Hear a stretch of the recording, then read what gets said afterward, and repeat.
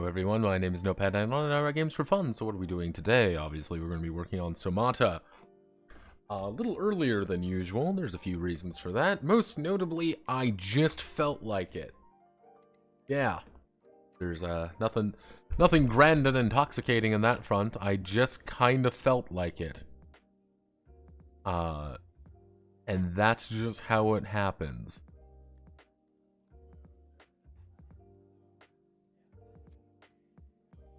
Like, oh goodness. Of course I get dinged.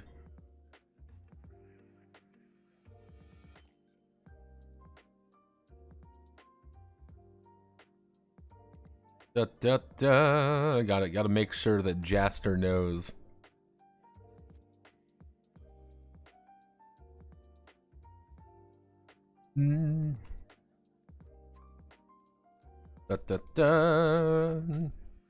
Ironically, it's because of the video for tomorrow and for Wednesday, what'll be coming out. I gotta bring up the Genesis Clan Wars.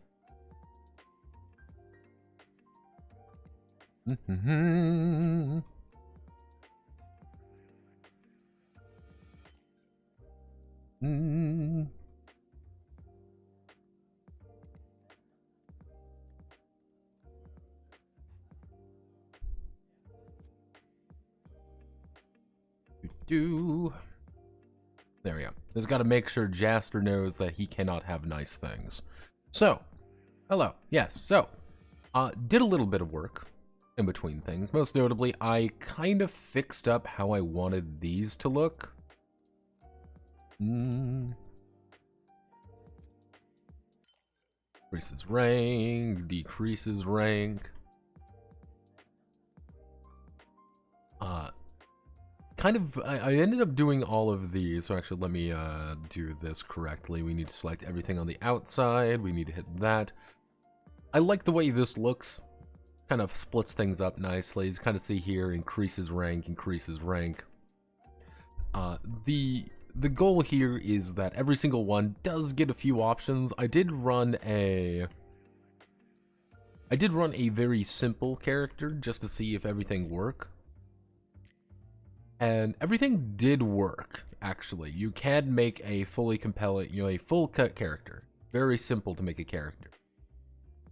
The issue with it that I've seen more than anything is that it's very easy to get a, I wouldn't say like a full-on character, but it's easy to have a bunch of ones and everything, and that's not a bad thing. That's just a thing that happens. So, here I can show everyone what I mean by this. So, we've got our very basic attributes. We've got our skills, and we've got our field skills. So, if we go, everything starts at C. Everything starts at C rank. And everything here starts at 0. So we go to the story of you, our upbringing. There are four of these, so I'm just gonna roll a. Let's take a D12. 1, 2, 3, 4, 5, 6. So number 2. So we are part of the clans. Let's see, 1, 2, 3, 4, 5, 6. We are a clan thrall. So we start as, we're gonna say, Example Man. Example Man is a clan thrall. So what does that mean? We're effectively a slave. Now we end up getting 1 in our body, 1 in larceny, and 1 in any labor of our choice. And we're going to do farming. So we got labor farming at 1. So that is the most basic of how to increase that. Part of me wants to give them like attribute increases. Another part of me doesn't. I don't know yet. So, next we have to do our initiation rites. Let's see, there's 1, 2, 3, 4, 5, 6. There's 6. There's 6 of those. And we rolled a 9. So 1, 2, 3, 4, 5, 6, 7, 8. 2, 3, 6, 7, 10. So that would be, I believe we'd end up with Amrato's drink. Since we end up with Amrato's drink, we increase our nervous to B. We decrease our cardiovascular to D. And we get to choose 3 of these. So I think we're going to take banter. We are going to take, let's see, let's take God speaker, so we know how to work with gods. And we're going to take 1 in mercantile, so we can pawn shit off on people. Then we get to choose our colts, and there's 5 colts. So this here, I rolled a 5. So let's go down to the very bottom colt. Actually, no, we'll do an example one. We'll do the treadfoots. How about that? We all like the treadfoots, so we did Amrato's drink. Drink for the treadfoots. I'll go over these in a bit. So we increase our cardiovascular rank to C. We decrease our skeletal rank to D. And we have combat arts at 2 and medical arts at 3. And we get to choose 4 of, and you get to choose 4 of these. So let's see. I want to take up 2nd rank of banter, a 2nd rank of God speaker, 2nd. We'll do that, and we will do entertainment. We'll do storytelling 1. There we go. We got a little bit of storytelling. And at the end of the day, this is what a character looks like. You don't get too many points to work with, but that's not a problem necessarily. Right now I'm trying to determine of like how we want to do this. All praise Yakul, father of Yakulans. We was Yakuls. Hey, all I'm saying, it's the Yakula is the land we're in. We are Amrato's chosen. So, when it came to the Blood Cults, so these are like your factions you're a part of. In short, the Illuminated Eye is the Blood Cult Illuminati. You are a bunch of scholars. As you kind of see, your digestive increases rank, you got a bunch of skills here. The Iron Hand is the fuck it we ball action. Your combat arts are really big, and you generally want to kill things as fast as physically possible. The Treadfoots are effectively they're barefoot doctors. That's a Chinese thing. Their entire thing is that they go around the countryside healing people. In exchange, you pay them in blood. Their cardiovascular is really good. Their skeletal isn't really good though. They do have decent combat arts, but not insane combat arts compared to others. The red feathers are effectively your hyper aggro people on a different way of doing things. So to give you an idea, we can start from the top. The Illuminated Eye wants to resurrect God. That's the plan. They want to resurrect their god, the Corpse God himself, and complete their great work and become immortal. That's their entire goal in life. The Iron Hands effectively want to create Archeon the Ever-Chosen. And they keep trying to hoard as much Orgone as they can to keep feeding a bunch of hopefuls, usually getting them killed. The Treadfoots want to create the Panacea, which is the final cure to all things. But the problem is they aren't really united at all, really. And they don't really work well with one another. The Red Feathers want to kill the ultimate enemy of Amrato. So they want to kill Sotan. They want to kill the flaming god Sotan. And pretty much issue forth the final great battle of reality. That's their grand ambition. We want to kill another god. The Vessels, on the other hand, effectively want to create a new god, being like, hey, we're going to create a new god, but they're really not united at all in how they do these things. Gimmicks-wise, every single one of these guys has their arts, rank increase, and some skill, and some bonus skills. The idea of the arts are your main thing that makes you a worshiper of Amrato. So you kind of see here, the Illuminated Eye are really good at medical arts. They can patch you up extremely easily. These guys are accomplished doctors. You know, in a world where it's like, oh, let's call the clan healer, and he's going to dance around a little bit and make sure that we might get some healing. This is a literal surgeon. This is a professional surgeon that has shown up being like, I'm a real doctor, and I can treat you. This is very simple for me. However, they're not very good at fighting. So when it comes to blows, the illuminated guys kind of want to hang back a little bit because they aren't going to really do well in strict combat. Not to say, again, a knife in the back isn't going to do something, but on the other hand, the Iron Hand, they're really good at fighting. They were insanely qualified at fighting. They are some of the scariest fuckers there. Because my range for, like, combat art is... At 3, you are pretty much like a professional soldier. You know, combat rank 1 is like a militia man. You can fight as well as a militia guy. Someone who's just been brought up, you have the most basic of training of how to defend yourself, and you know how to fight. If you have 0 combat art, you're effectively kind of swinging haphazardly. Peasants have combat art 0, who have never lifted a weapon. They can still hit you. If you fuck up, of course they can.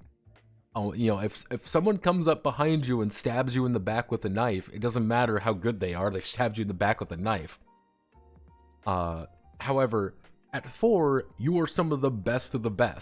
You are doing really well, and you can go higher. You can go up to 6. No one's really at 6 except like the best fighters in the world, and in the land.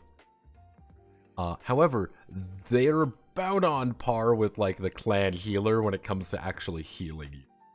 So if you're playing an Iron Hand, you probably aren't going to be focused on, treating anybody and getting treated though. So yeah, that's kind of the premise for it. Wait, what the font is so sexy? What's the name? I'm a real doctor. Only one of your organs is going to get misplaced, pretty much. The font here is... Here real fast. This is Almendra. Technically, there's also Almendra SC. I like Almendra Basic though. The body font here is Moolish. And yeah, Almendra has been really nice. I actually really like this font. So yeah, that's kind of the basics of these guys, of the actual cults.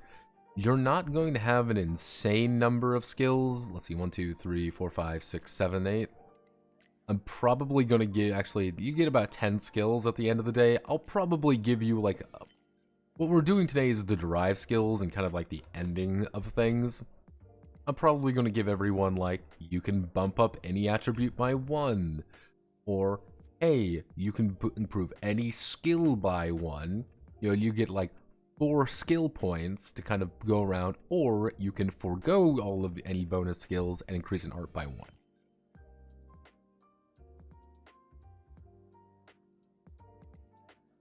1. Though, again, I'm using Moolish for the bot. I like Moolish. Moolish is just really easy for me to read. More specifically, I use Moolish Light. Technically, this is what Moolish looks normally. I like the light variant because it's, I don't know, that's just what I do. But yeah, so let's get to it.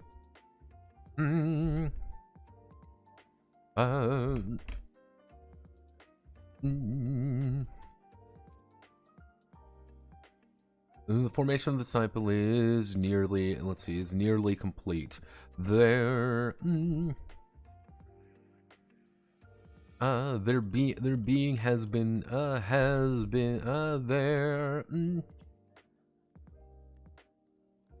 complete, and they are now beginning their journey into Yakula. To assist their blood cult. Any disciple at this point, disciples will need to do some finishing touches to prepare themselves for their for their expedition. Just like, hey, you're almost done. Just make sure there's a few little things that you need to do. So, we're going to do...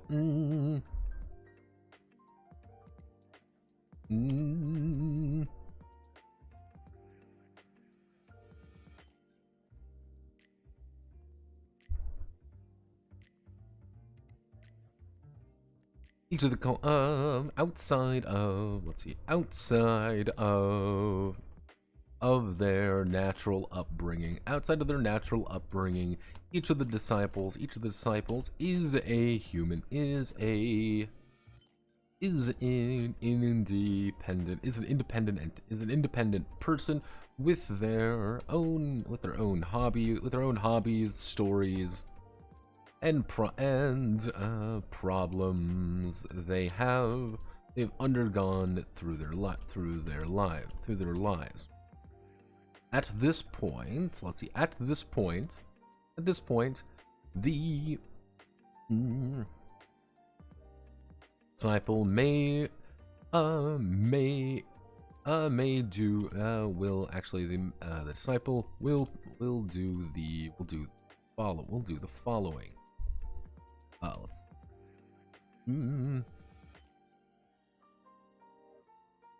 let's see, problems they've undergone through their lives. They are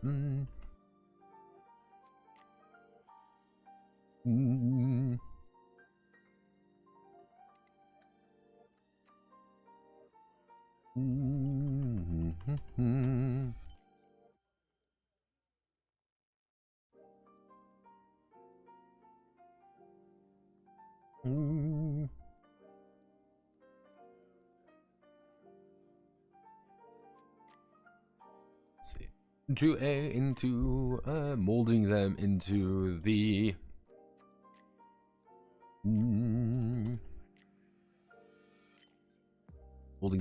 proper servant of the Corpse God. So let me see.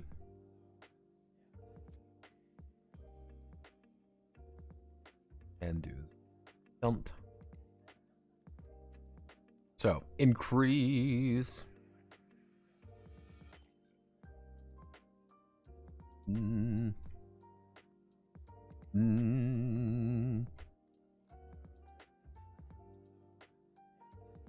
increase any anatomy system.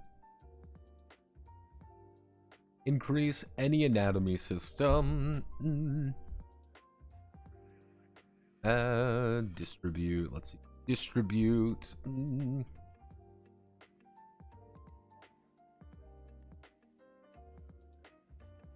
Actually, no, we want to do...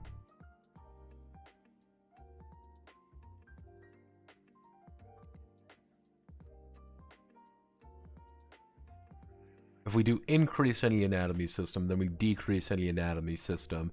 So it's kind of like, even if you are doing really good, you're still going to have some problems. So that's kind of the,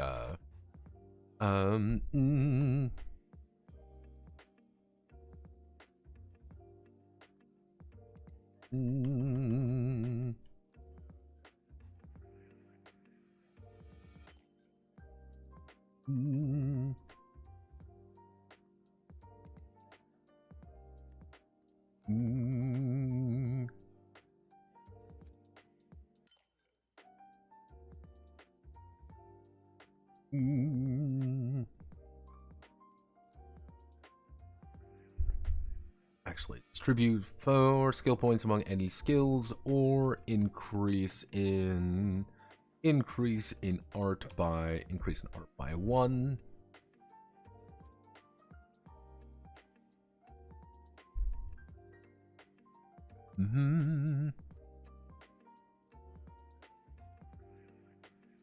So there's a chance that you're just going to be a fucking disaster piece, and that's okay.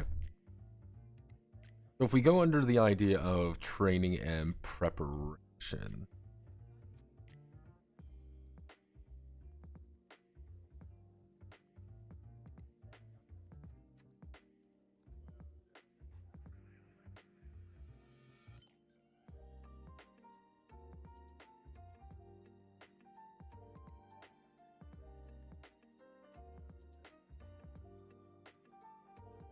So if we go under this idea, so we can increase any of our anatomy up by 1, but we have to decrease one of our anatomy by 1.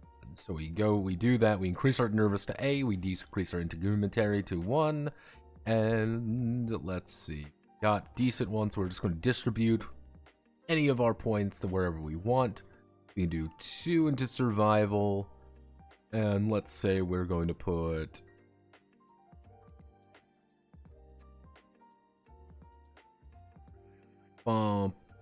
there we go. So we know a lot about how the gods function, and we can talk to people really well. And we know how to survive in there, as well as trade. That's pretty good. So here we go. So we would have a total of 1, 2, 3, 4, 7, 8, 10, 12. We'd have a total of 14 points. And let's bump it up by 1 to make it an even 15. So if we make it an even 15, he would look like...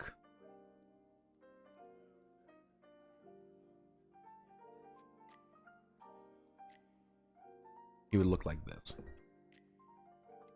So we're pretty competent when it comes to many things in life.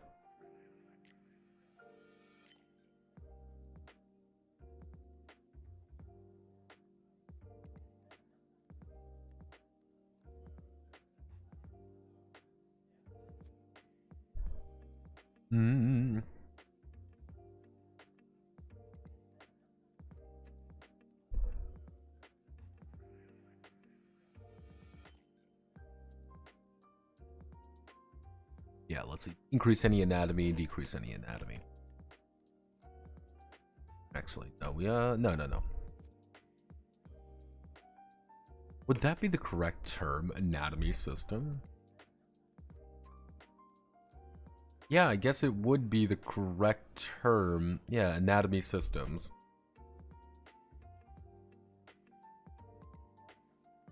A weird thing of word. It's a weird wording, but yeah, decrease any anatomy system. There we go. Distribute 5 skills.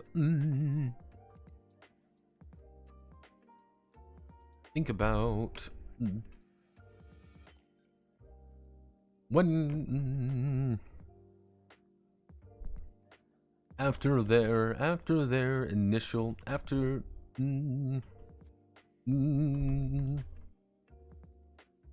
their training has been complete. The disciple is clothed by their blood cult, and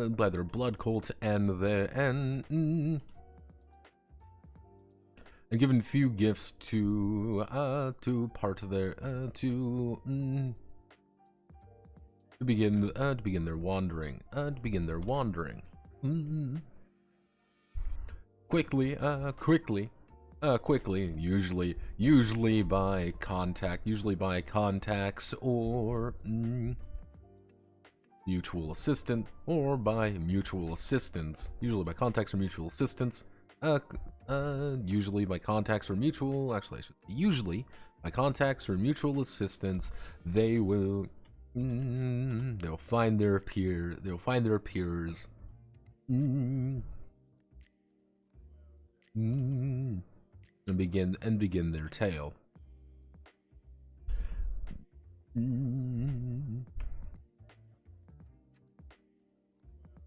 Yep, we do training and preparation, so this is the basic way of doing things, and then we need let's see, we want to do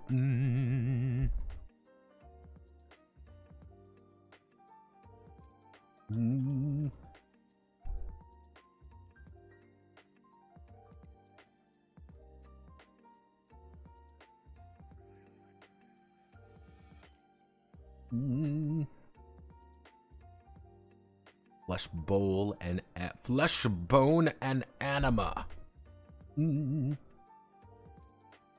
Each disciple has each of the disciples.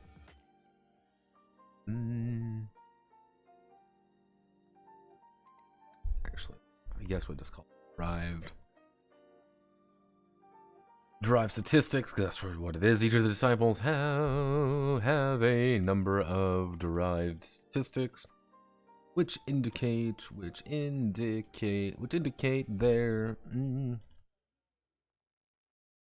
which indicate their natural abilities.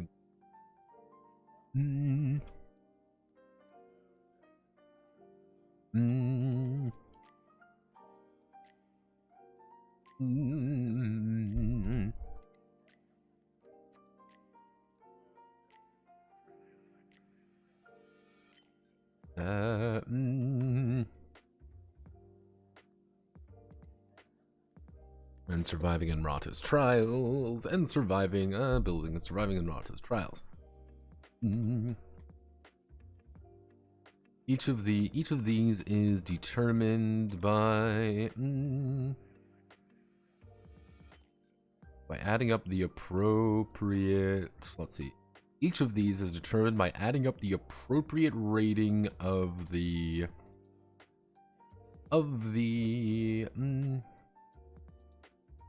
let's see, by adding up the values, tied values.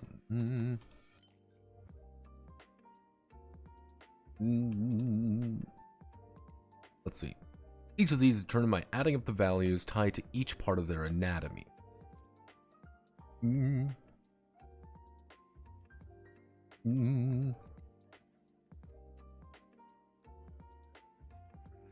so we've got this. So, the exact statistics we need to do.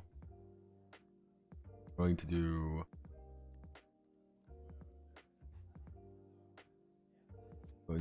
this. So our exact statistics that we need to do. So if this is just me trying to remember at the top of my head. We need to do flesh, which is going to be very basic health. Actually, I should say over health, over health. Bone health, bone zone. Anima, natural health. And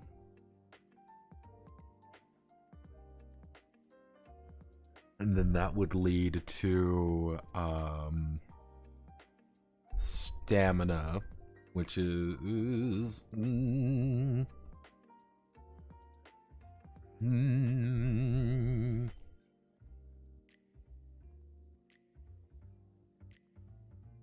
Now, if I wanted to be really specific, I would add the word twitch, because that's the idea of your nervous system kicking into gear. It's the twitch. Let's. What did I exactly call it? That's the question. Reaction to it. We'll call it instinct. I think instinct works pretty well. I need you.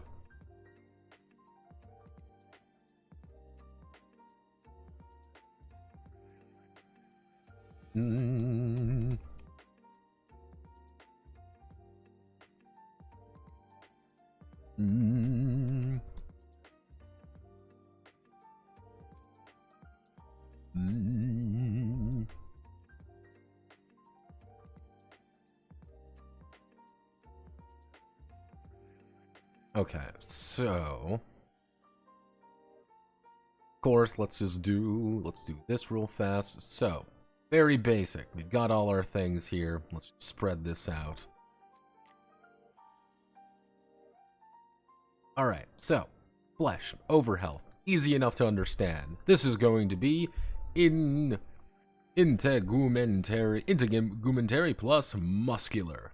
Easy. How strong you are and how much your flesh is. That's always been what integumentary. I should call this just skin, but that's the technical term for it. This would be skeleton. I should say this is going to be your skeletal.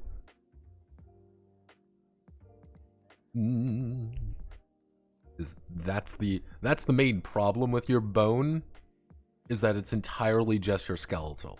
Now, what do I mean by that? So, I've got my arm here.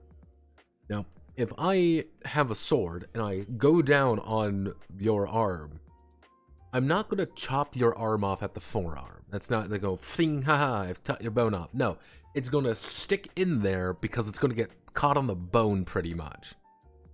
You're going to slash across, you're going to open up the flesh. That's where flesh comes in. Flesh is easy to pierce. Bone is a lot harder. So technically, if you want to cut someone's arm off, you're going to have to go through bone. Generally speaking, though, as long as you start cutting into flesh, they're going to be pretty unhappy. But this also leads to things like blunt weapons. If I break your hand with a hammer, it's not immediate. Your skin isn't going to puncture open for the hammer. No, the bone's going to pop out, and you're going to kind of fuck it up a little bit, but that's kind of the idea. Anima. Anima is going to be my digestive system.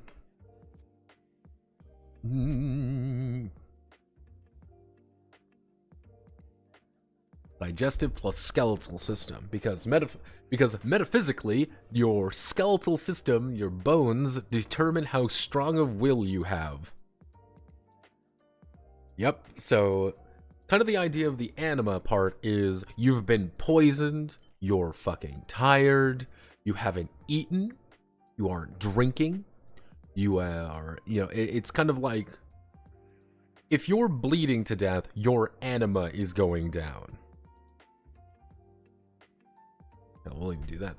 If you have been cut somewhere, your anima is dying. Your anima is kind of like your main. Actually, hell, if we're thinking like,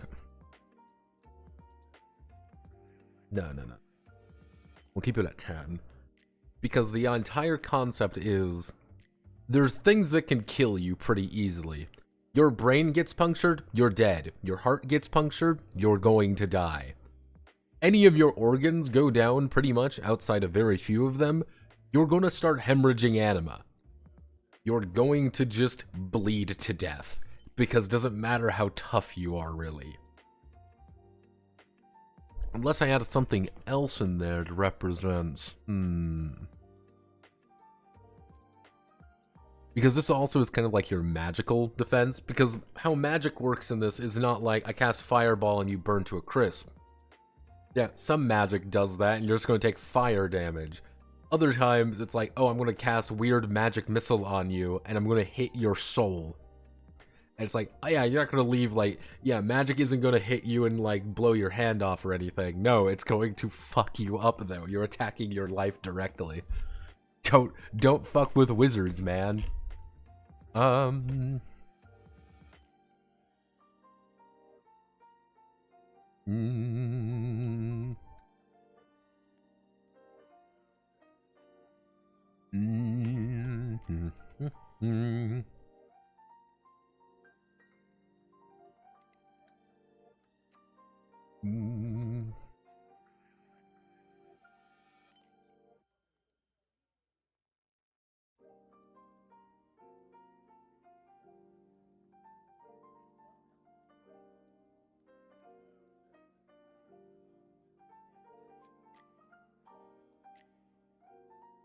Okay. I guess we can add in...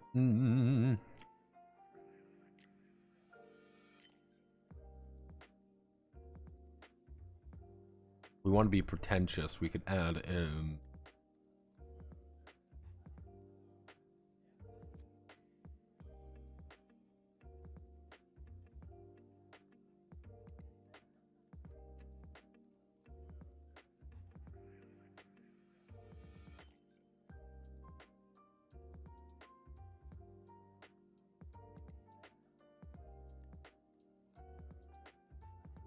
So if we go under this idea, breath would be our...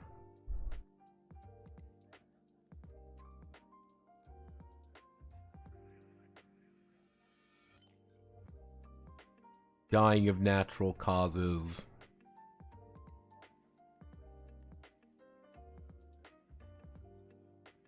Dying of unnatural causes. bone health, flesh health.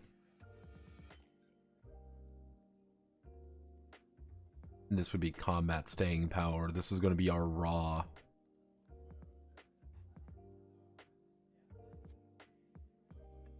This instinct would be our raw initiative. So if a battle breaks out, we're going to be able to just move faster if we have higher instinct.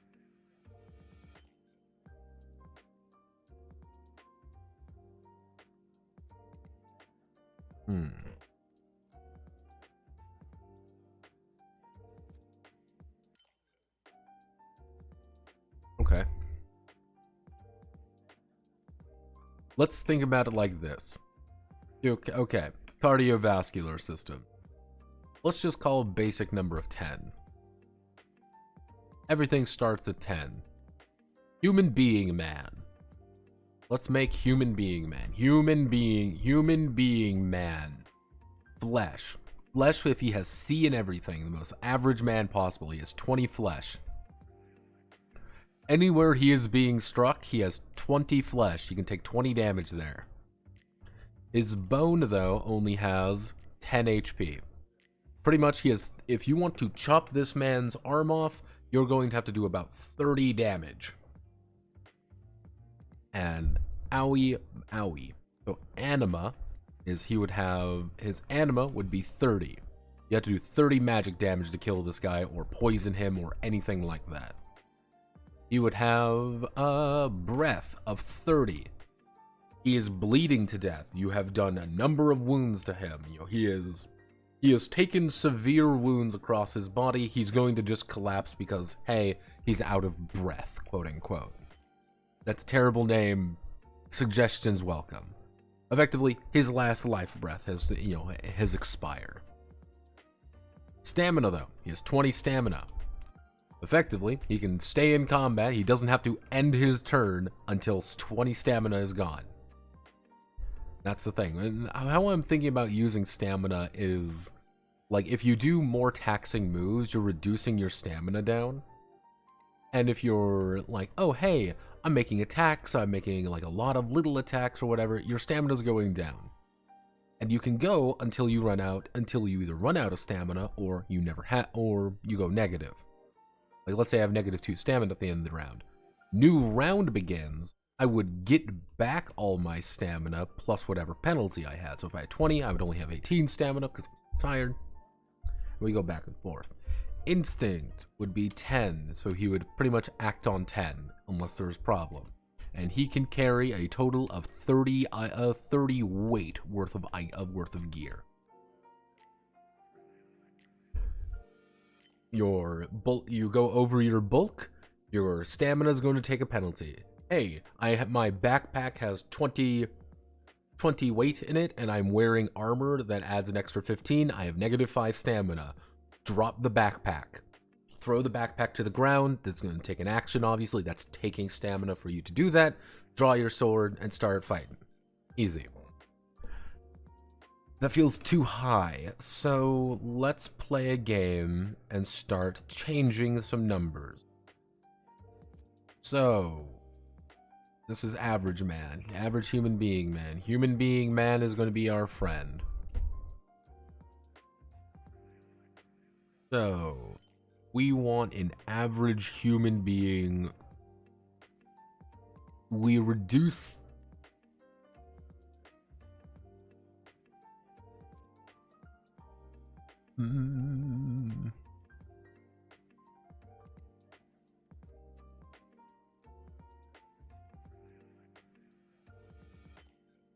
We reduce the potential of digestive by a few points. Integumentary rises. Because if you notice, it's really only being applied to flesh. Unless we move integumentary to stamina. And if we do that to stamina, we reduce the contribution of...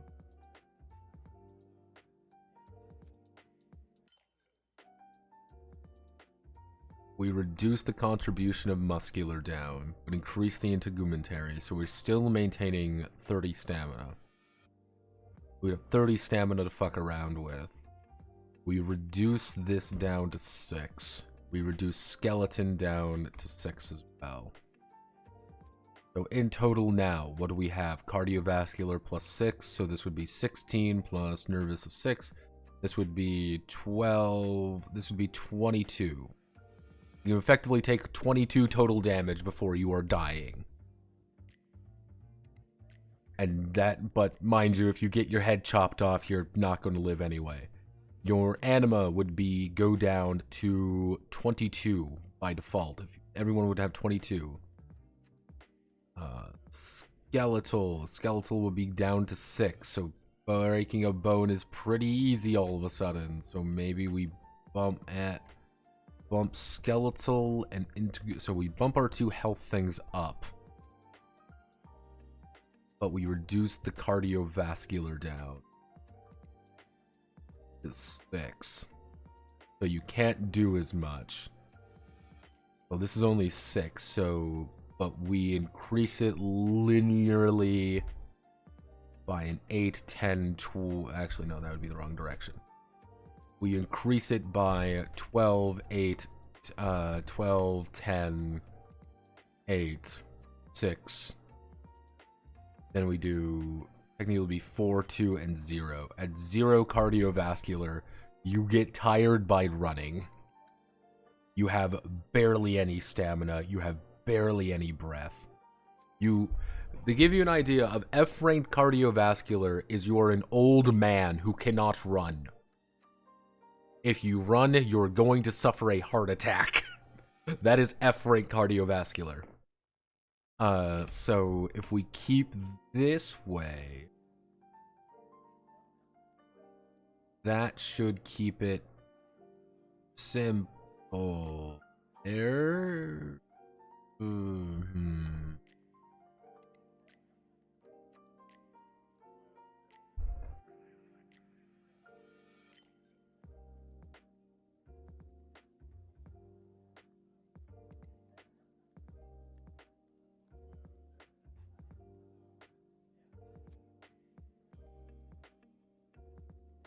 Digestive. We're decreasing digestive down pretty drastic. Even if we like do something like this, like you have an F-rank digestive system, you are incredibly susceptible to magic fucking your day up. You are, I guess we could add it like this. You're not going to react as easy. Okay.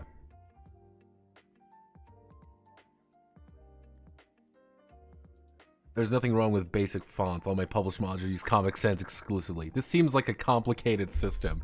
Yes, somewhat. At its absolute basic, though, here's the absolute basic of the 12v4 system. I already wrote a game using the 12v4 system pilot. All you gotta do. Also, thank you very much for gifting a tier 1 sub. Thank you very much, Kizu Kizu. The basic idea is you're going to take d12s equal to your skill.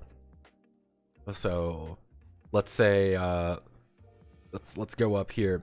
Let's say I'm a vessel. I have a combat art of 2. I want to attack you. So, I'm going to take my 2d12 here, and I'm going to roll them. So we're going to roll them. I rolled terribly. I rolled a 3 and a 2, which would be 0 successes. Let's re-roll that. I said, let's re-roll that. There we go. I got a 1 and a 2 last time. So, I got a 10 and a 9. Now, if we count the intervals of 4, 8, 12, I would have scored 4 successes on those 2 dice. And now, in combat, what it's going to be is you're going to have to try to defend yourself, obviously. Which you're going to be making your own combat arts roll, which we would check. You scored 3 successes against my 4.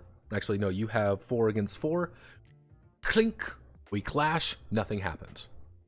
You know, you throw your sword, you know, you put your sword up and you cling my sword, I hit you, we stand back, and we're looking at one another again.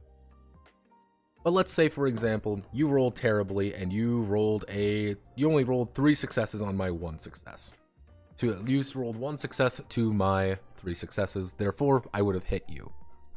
All that's going to do is saying, hey, my weapon does X amount of damage against your flesh, because that's where I'm hitting. I'm going to hit, and now your arm, you know, kind of like the section of your arm, has taken damage. You've taken a wound there.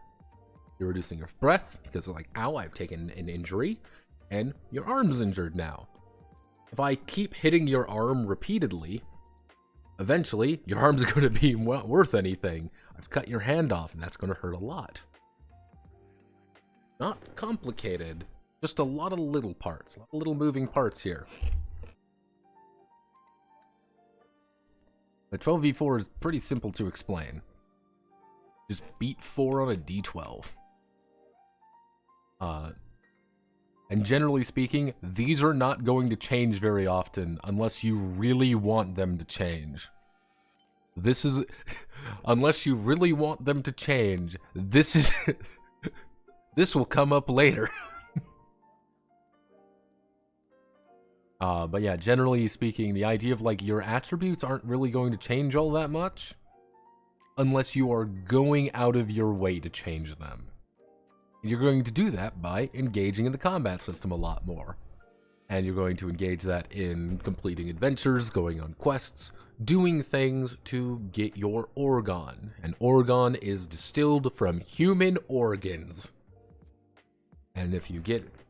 and you need to do that, and if you consume it, you can improve your attributes. Or go insane. It's a 50-50 gamble. But hey, do you want to be a Giga Chad? I think you do want to be a Giga Chad. You're not a coward who doesn't want to be cool, right?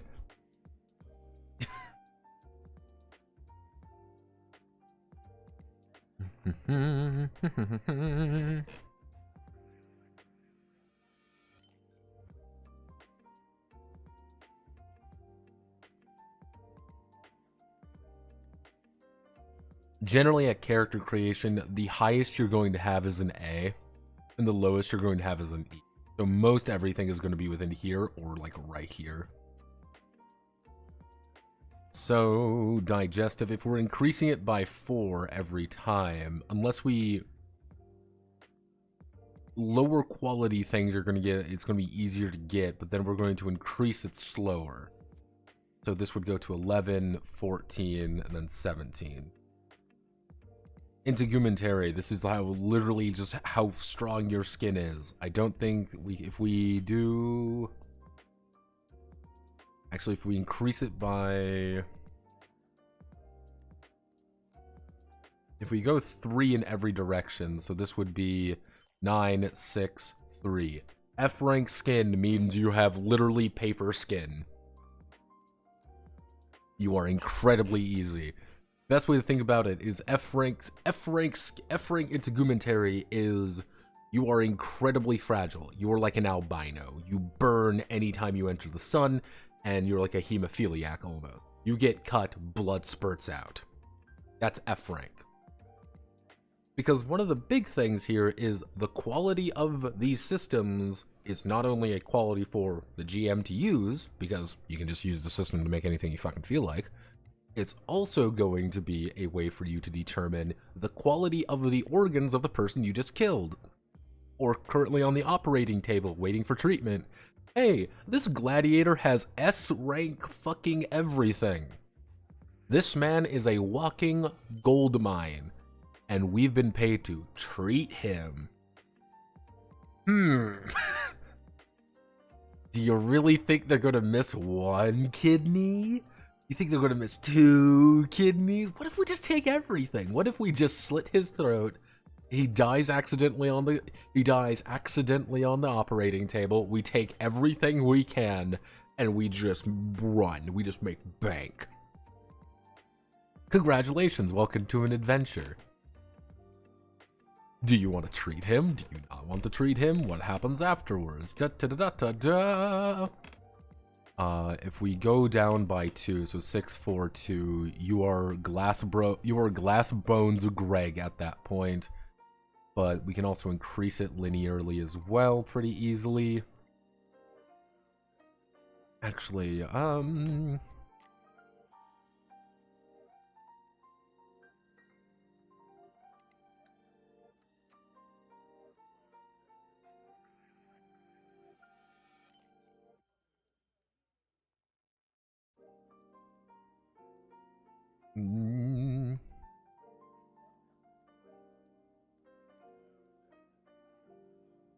and I'm trying to get to, like, how do we get to 16 with 2 numbers? Unless we do that, but I don't think that's... If we increase it by 3, 3, 2, 3, 2, 3. 3, 2, 3.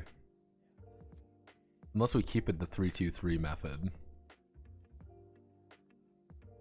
I don't think I can have my cake and eat it too every... I feel very sad about that front. Unless I do just... I mean, I can just bump these. I can just increase these arbitrarily. Make them nice, even numbers. I can just make this 16. Why don't I? Ever thought about that too? Actually, if we increase it by 3, so it would be 2, 3, 3. But then we can do 2, 3, 0. I heard a Manly. Hello, Manly. Say hello to Bronze Age Manly, our bravest warrior. Amazing, you're an organ stealer. Yeah. That's kind of the idea, is like, yeah, you're a bunch of organ thieves if you really want to be. Or you can try to get these vaguely legally. Because, hey, this guy wants to pay you, if this guy wants to pay you in, like, hey, treat my son and I'll give you my left arm. I'll give you to the elbow of my arm. That's a pretty good deal, all things considered. Like, yeah, all right, we'll treat your daughter. Like, yeah, fuck it. that is your prerogative to do such. 4 to 0. 8, 10. Well,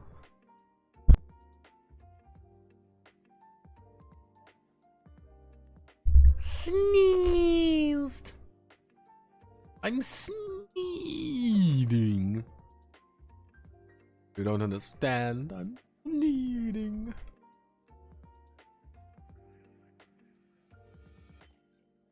You are Glass Bones Greg. Effectively, you are Glass Bones Greg at this point. And you can barely like, you ain't doing too hot there, Chief. Actually, if we just increase it by 2 each time, then a final one would be at 20. The numbers here are a little bit weird, and there is consistency, but there also isn't at the same time. So, let's do average human being man, C rank man. We want to do C rank man. I have C in everything. Flesh. 12 plus 8. I would have 20 flesh. If I take damage equal to 5 if I take 5, 5 hit weapon goes into my body. Generally speaking, if I get cut like by a knife or something, it's not going to hurt as much. I'm going to be pretty okay in most places in my body. It's going to sting, mind you. I'm not going to feel happy, but I can live. If it goes to the bone, that's going to be an issue. If I get hit by, like an axe in my hand, then yeah, my hand's going to go away, but, it's something. It might not go all the way to the bone. Bone health, on the other hand, is going to be 8 as well. 8 out of 8. So my bones are strong, but not, like, hellishly strong. Actually, no, it'd be 12 out of 12.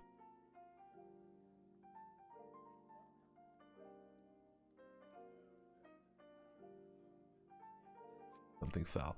Then our anima, which is going to be our digestive plus skeletal system. So our digestive plus our skeletal is 20, would be a total of 30. So we can get blasted by magic for about 30 points worth of damage.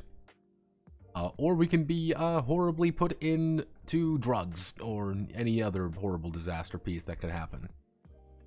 So this would lead to breath, our health. Again, if you have any suggestions for this, feel free to ask. Feel free to participate. I don't know what the fuck I'm doing. Generally speaking, breath would be pretty low, so you can take about 12 points of major wounds before you go down more than anything. Which, I mean, that's pretty reasonable. I mean, don't you think that if you got stabbed, you would be at full fighting condition? No, you probably wouldn't be. You would probably, you know, pull away a little bit and say, "Ow, God, I'm bleeding. Oh no." That's kind of like bleed damage in a way.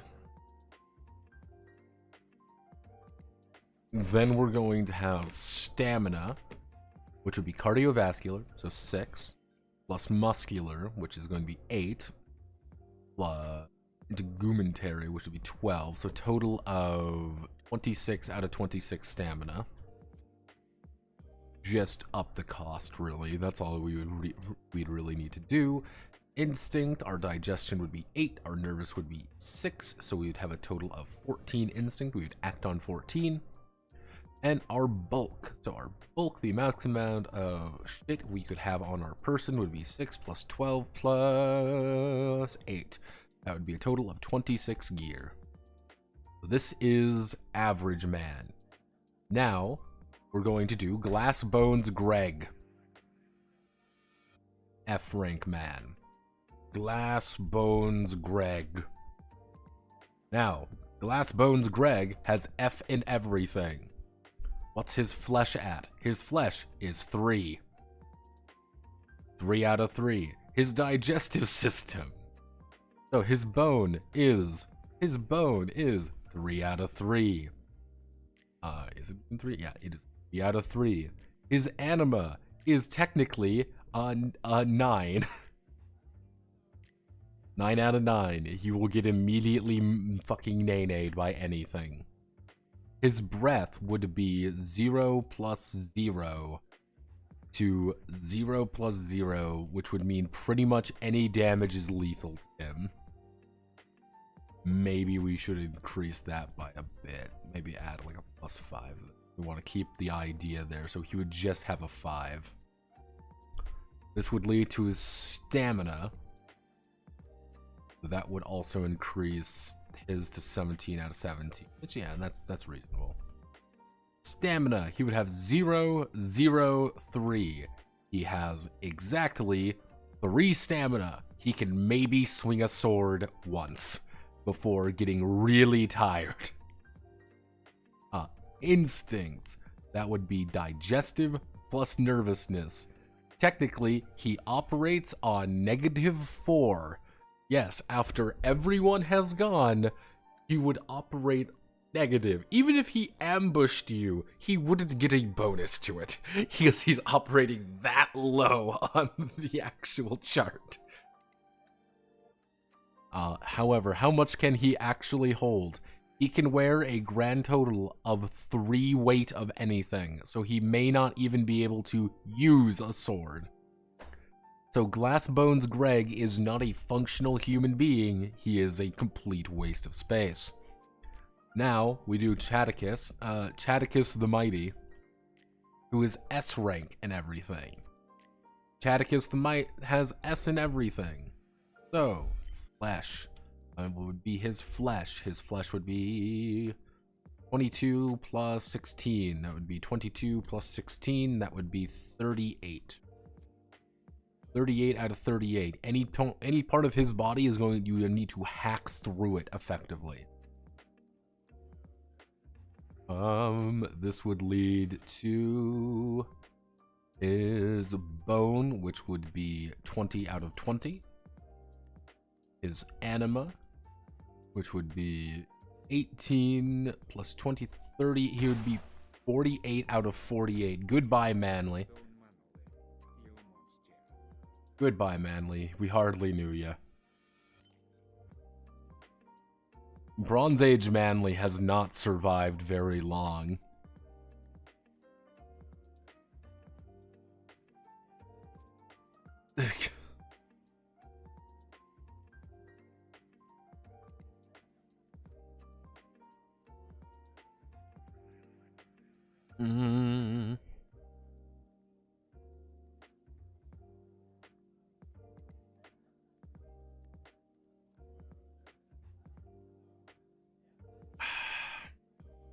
Mm. What the fuck is this inflation rate? Manly's die disease is easily treatable by modern medicine. Fucking hurt Manly, he's done nothing wrong. What the fuck is this inflation rate? Hey man, I gotta keep this money going. So, hello. So Manly, you've been immediately shot and killed a minute before you arrived. Hello. Welcome aboard. We're calculating how easy it is for you to die violently. So this would be cardiovascular plus nervous system. That'd be, technically he has 29 out of 29 breath, unless he is, he literally cannot be poisoned very easily, or have magic affect him at all.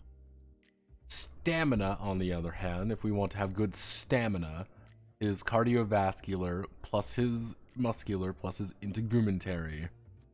That would be 28, that would be, technically his stamina is 50. His instinct, 18 plus 12, would be 30. He acts first, regardless of whatever, and he just gets to do whatever he wants because he's that good. And he can wear a total of, let's see, plus 16 plus 20. That would be a total of 38 weight worth of gear. So, Chaticus the Mighty is effectively a S-ranked superhero and would be able to fund us for years, while Glassbones Greg physically cannot lift a weapon.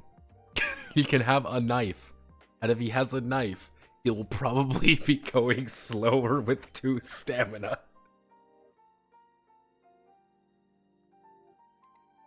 Yeah, now mind you, this is the thing you must also remember. Glassbones Greggs can still kill our man. He can still technically kill him if he gets a good enough hit. If he rolls well enough and Chaticus simply does not do anything, a knife in the gut will still hurt quite a lot.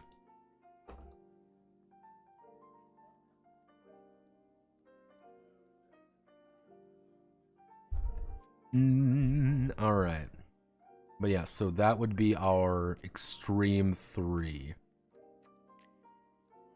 But on average, we're going to look like this, and with our basic character, we should be fine. Ooh. Cool.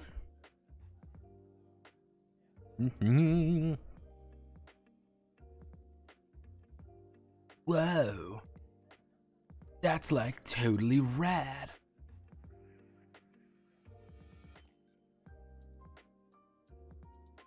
Da, da, da. We select all of you. We go edge. There we go. Push it to the limit. I want to insert a horizontal line right here. That. Do that. Separate. Actually, why don't we keep the line there? There we go. We can separate them now. Separate but equal. We do that. Nope.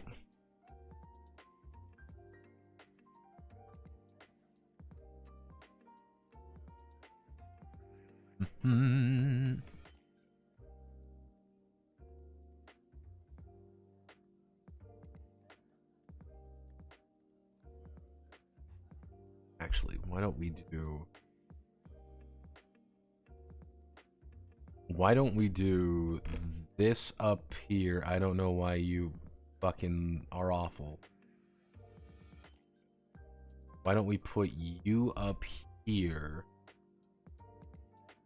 Put you right here, and then put...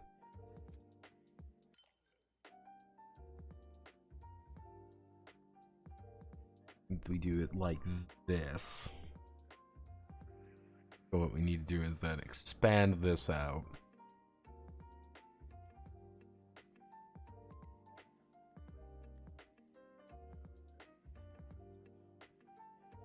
Integumentary.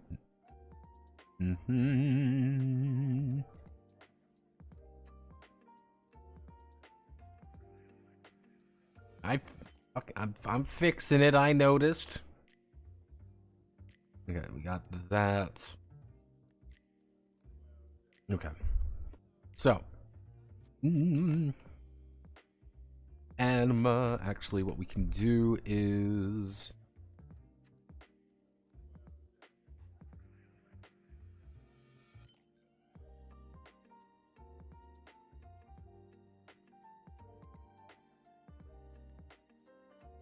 One, two, three, four.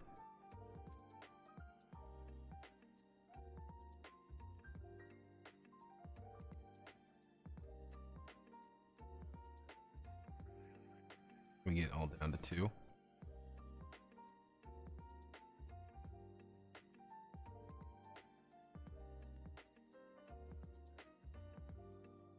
What if we do 9?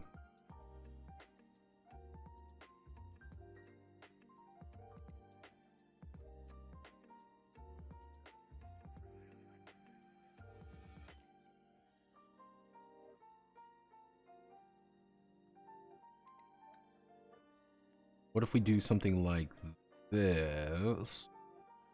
This is going to be a little janky, but that's what we do here on the Sprug Workshop, everyone. We make things as janky as physically possible. Shrink this a lot. Not going to have a lot of room to make this work, but... shrink it. 9.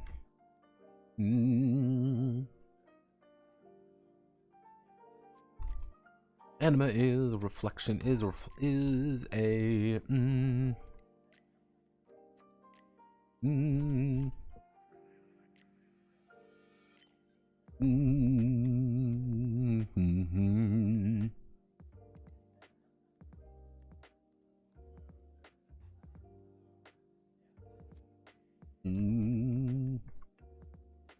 so bone.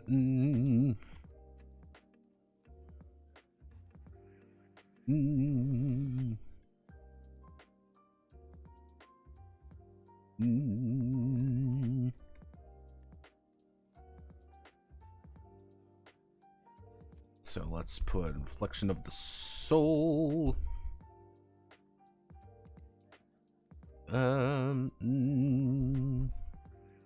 Let's see, endure magic, poisons, and toxins. Generally speaking, if it's not going to outright kill you, any mystic magic humbo jumbo is probably going to be dealing anima health.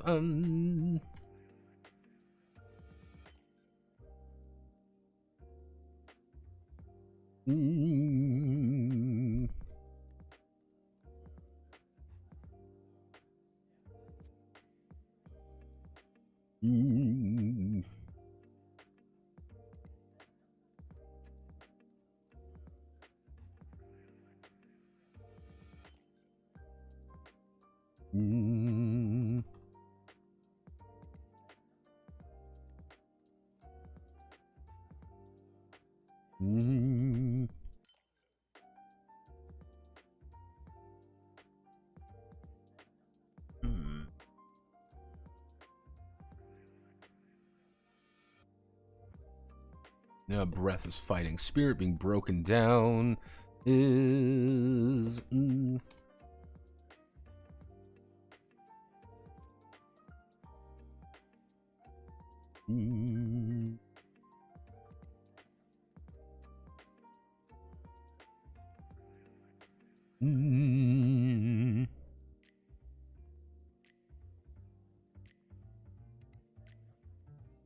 Bulk. Bulk's a bad word.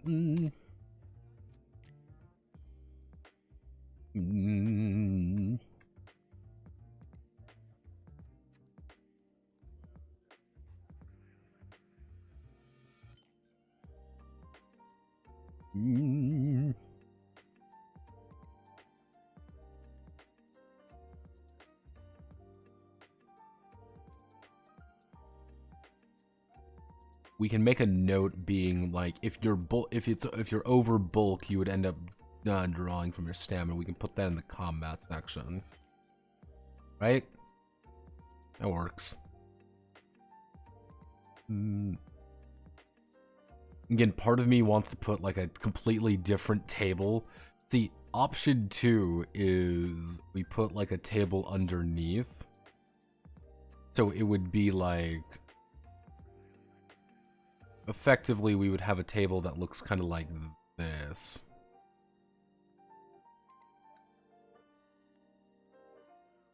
Of course, this isn't the perfect way of doing it, but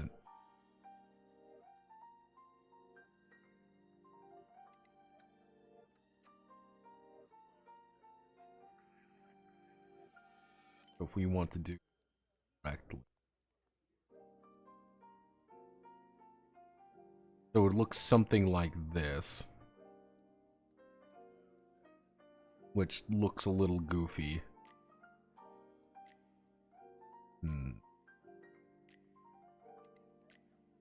Admittedly, this isn't flawless by any metric.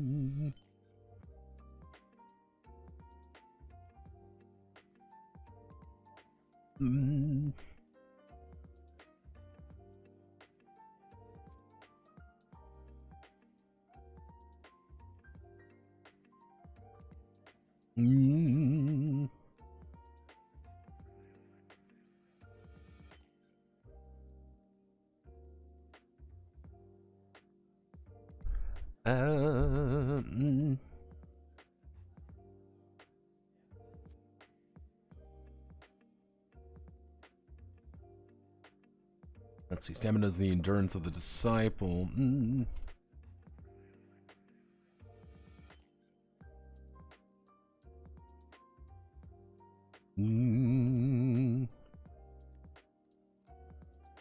Yeah.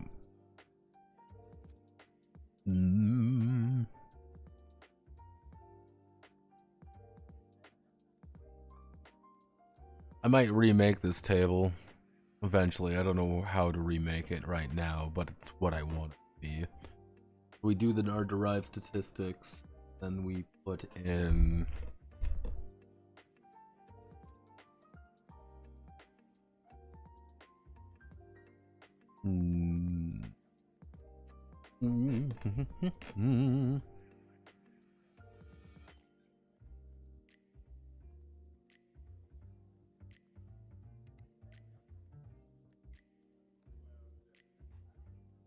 I'm going to put a giant red mark here for a very simple reason, is that I don't have equipment done yet. And when I get equipment done, I will literally come back here and double check this section, because that's what needs to happen. And I'm going to put a big note here. Don't forget about equipment notepad. Okay, so what did we get done? We've got the derived statistics done. I feel relatively confident in that. Next, we're going to start on this.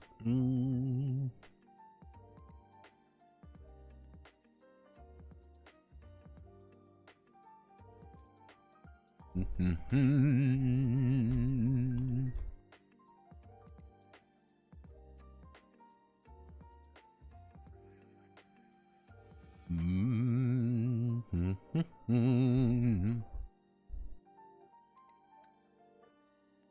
is a harsh land of the Yakula is a harsh land.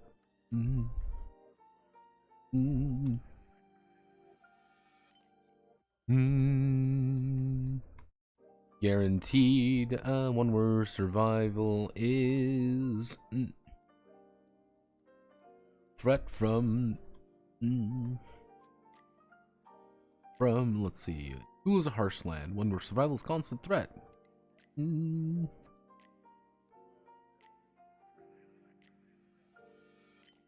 Famines and famines, disease, and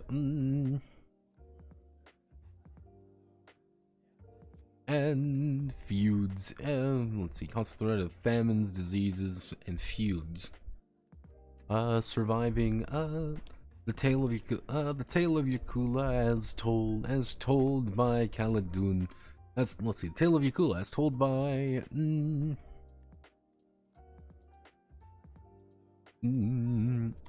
told by the storyteller god Caladun is one of harsh realities and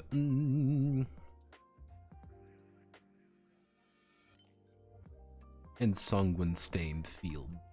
Let's see, harsh realities and sanguine stained fields.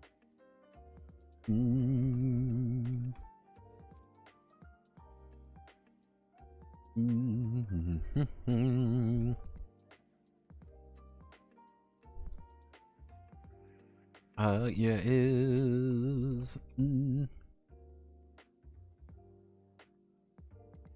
is defined in four parts. Let's see, the Yakulan year is defined in 4 parts. Is defined, actually, no. That doesn't really need to be, this doesn't really need to be here. We can talk about that, the Chronicle of Yakula.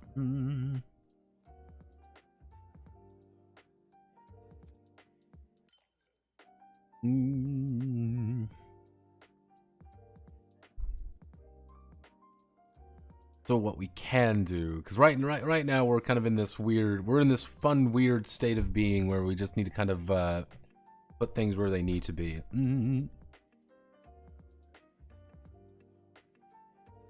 Because welcome to exterior mechanics. Right, travel and survival, and then we do life on this step, in which we talk about the nature of effectively, hey, what should you expect from people and how people actually treat things. And then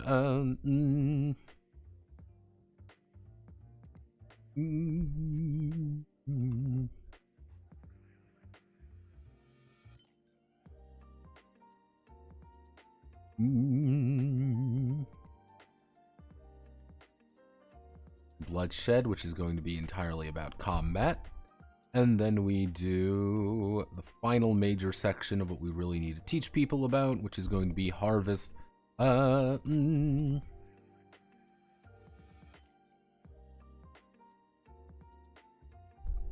blood harvest and Orgone. What I should actually add is we should add another one, which is going to be a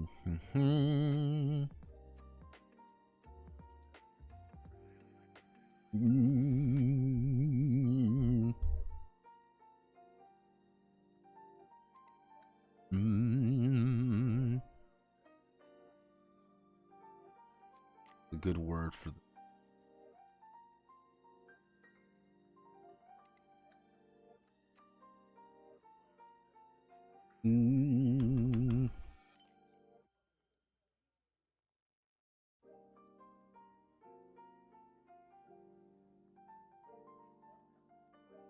there we go.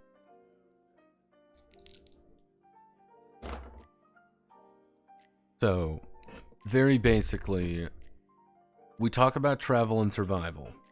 How do we actually move around Yakula and how this actually works? Generally speaking, the idea is traveling is kind of weird, and it's all because, again, this is a time where there's not really a calendar, really. They don't have, like, a really specific calendar or anything like that. It's, time is measured mostly in, like, suns and things, like, in strides. Mostly, it's the idea here is going to be, if you're in a village, like, to travel to a place in the core, where all the oases are, it's going to take about, about a week here, a week there, and generally speaking, the further out you go, the longer it takes. Everything is measured by, effectively, strides. How that's going to work, don't know yet. I can wing it. I can find something out later.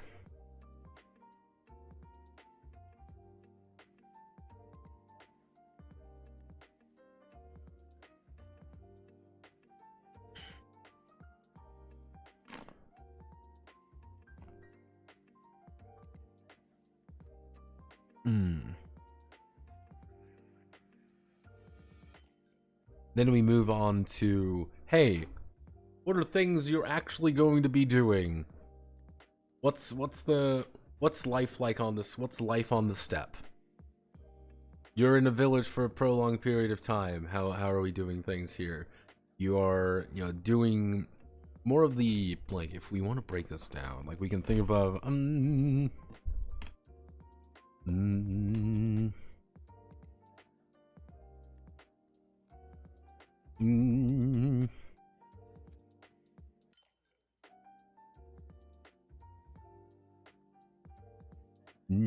eat food, drink water, numbskull, life on the steppe.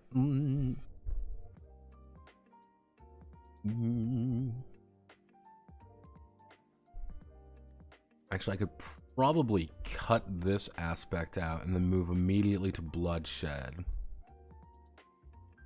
Make this the combat section.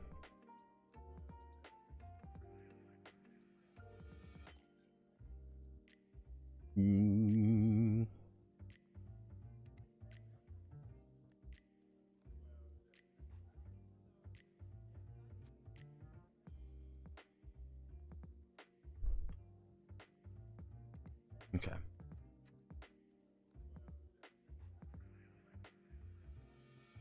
Alright. Yeah, I can work. Alright. Let's do it. Let's get down to business.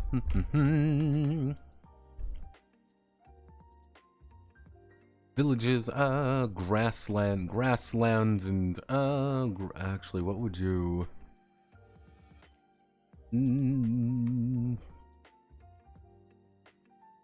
How would you describe, like, steppe? Explain to me steppe. Large, flat, unforested grassland. Alright.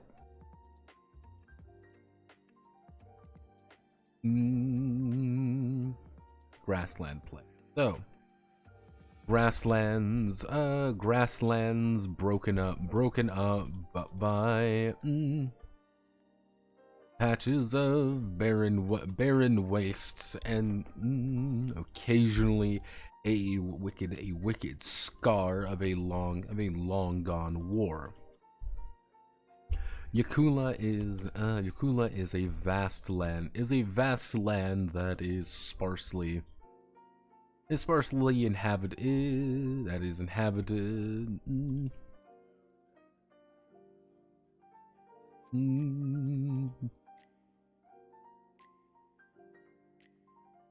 Sparsely inhabited except for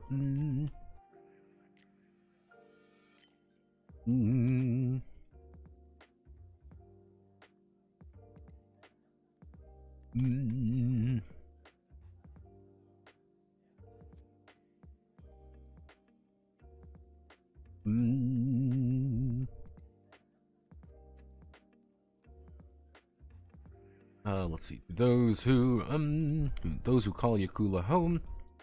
Those who call Yakula home, this land can be. This land is. Mm-hmm.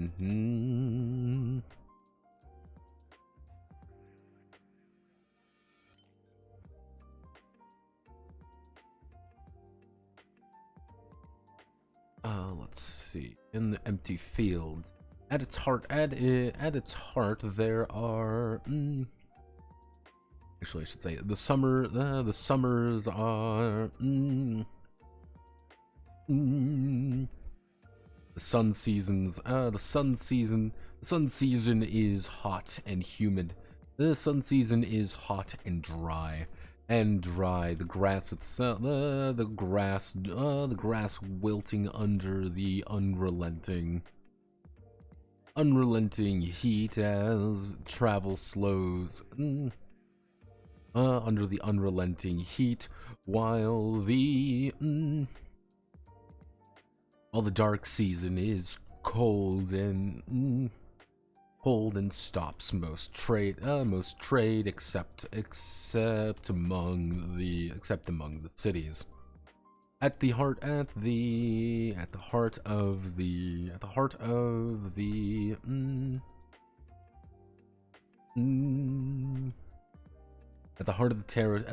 territory are the three cities. Oh, let me get the exact same names there. Of Izoth,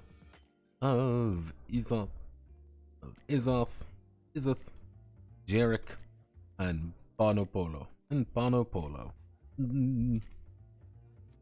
Ruled by the cults, by the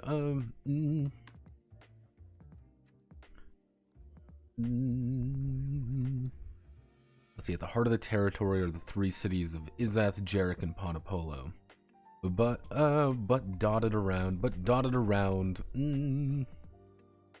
further from these.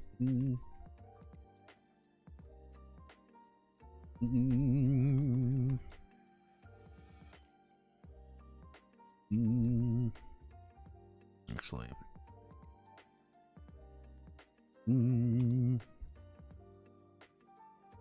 At the heart of this territory,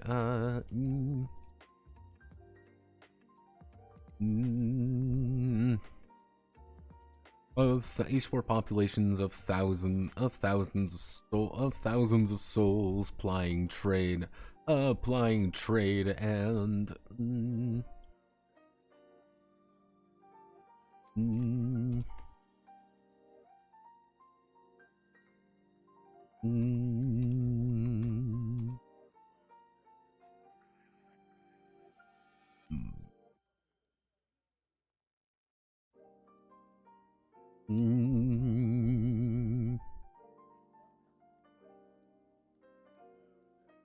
ruled by noble retainers or urban cults, seeking to appease their gods. Their god. Further out, the territories become looser, become less defined. Further out, the territories become less defined, and let's see. Further out, the territories become less defined.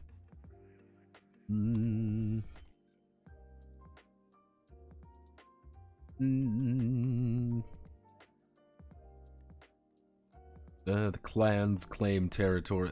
Clans claim territory based on where they wish, leading to clashes between villages of no more than between villages and families over perceived slights.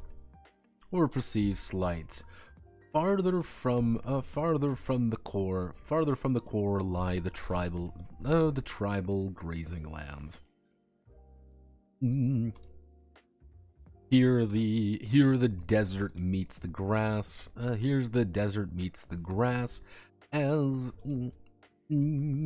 As territory is defined by skulls by skull markers and banners placed in the ground.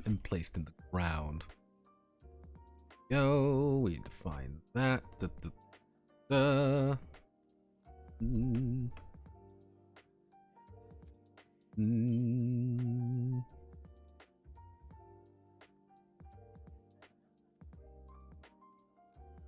Mm.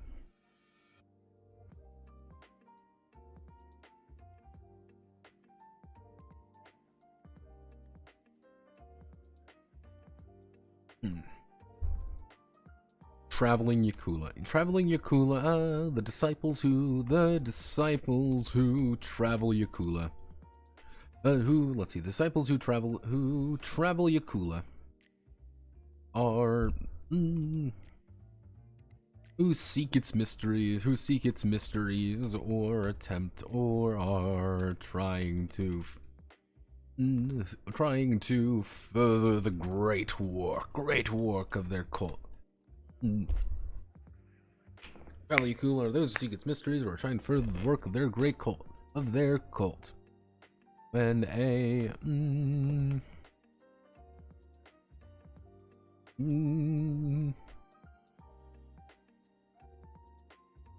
let's see, traveling between the territories is split between two distinct methods: roads and roving.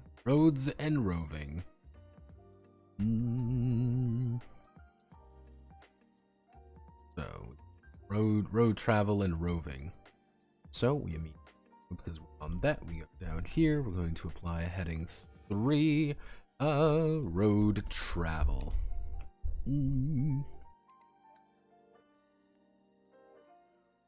Roads are roads were built by actually no. There are many roads in Yakula, some far older than the gods that currently inhabit it. These are the solar roads built by the sun,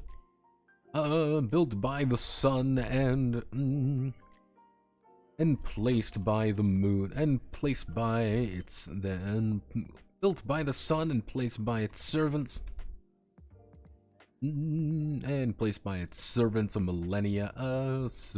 a millennia beyond before the last ascension war.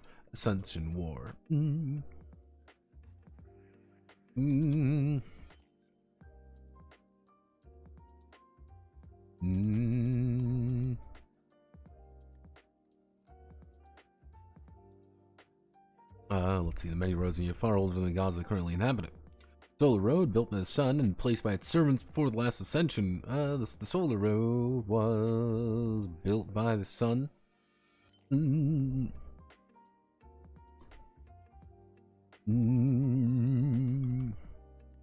Dark Stone, the Dark Stones.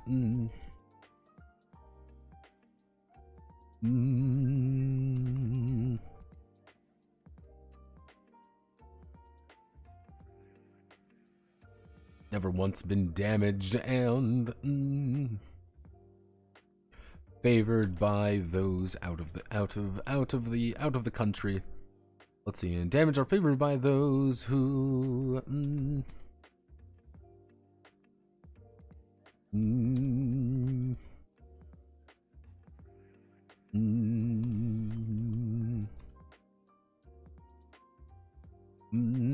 from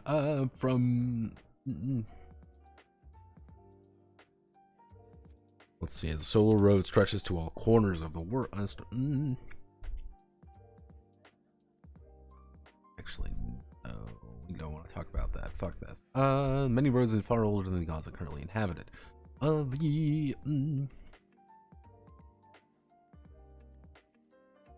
Only the cities are properly connected with real frequently used frequently used roads. Frequently used roads. They are maintained by the vast slave networks. The vast slave system of Ponopolo. Ponopolo, maintained by the vast slave system of Ponopolo, with assistance from the other city states to facilitate trade. When war breaks out, these roads become when war breaks out, these roads become dangerous as bandits take them to extort tolls. When war breaks out, these roads become dangerous to extort tolls and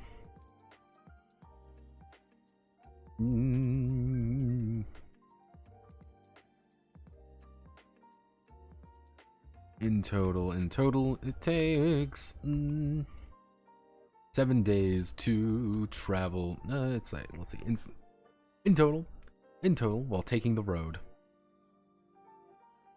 And the road is safe. The road is safe to travel most of the time.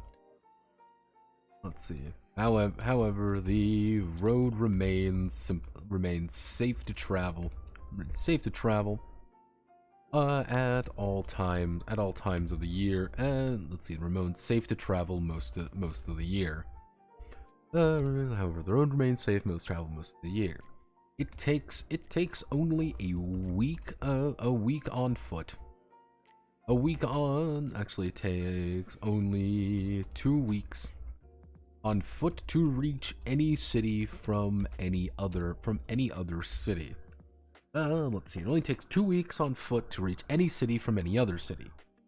With a cart or horse, it can.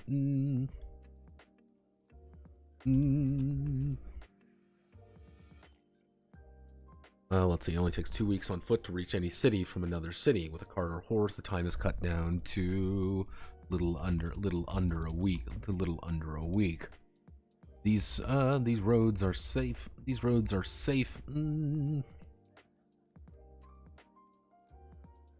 Let's see. Frequently,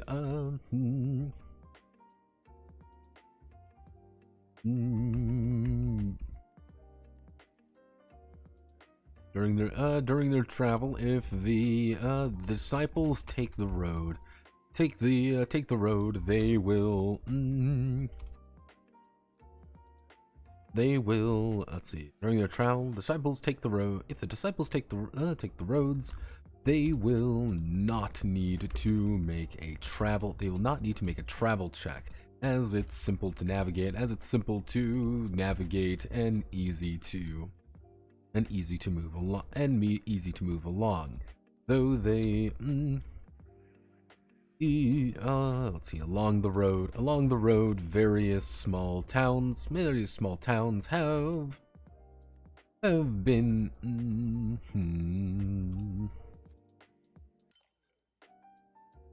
facilitate trade, though each one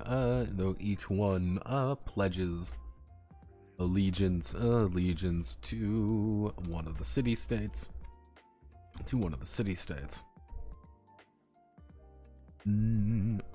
Even small rest stops and roadside shrines.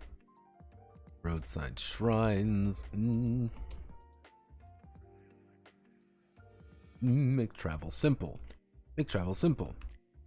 The other hand, on the other hand, the roads are filled with people, and word travels quickly. And let's see, the roads are filled with people and word travels quickly. On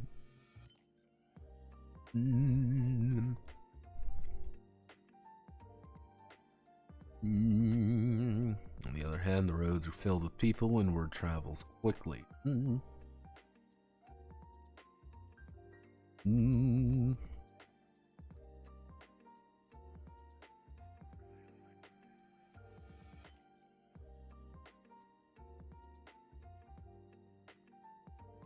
Yes, people shot Manly again.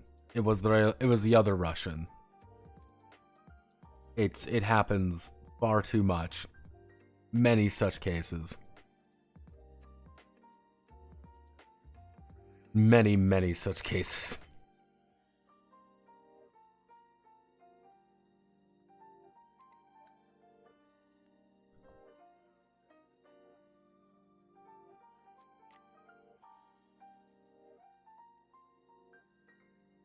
On the other hand, roads are filled with people, word travels quickly.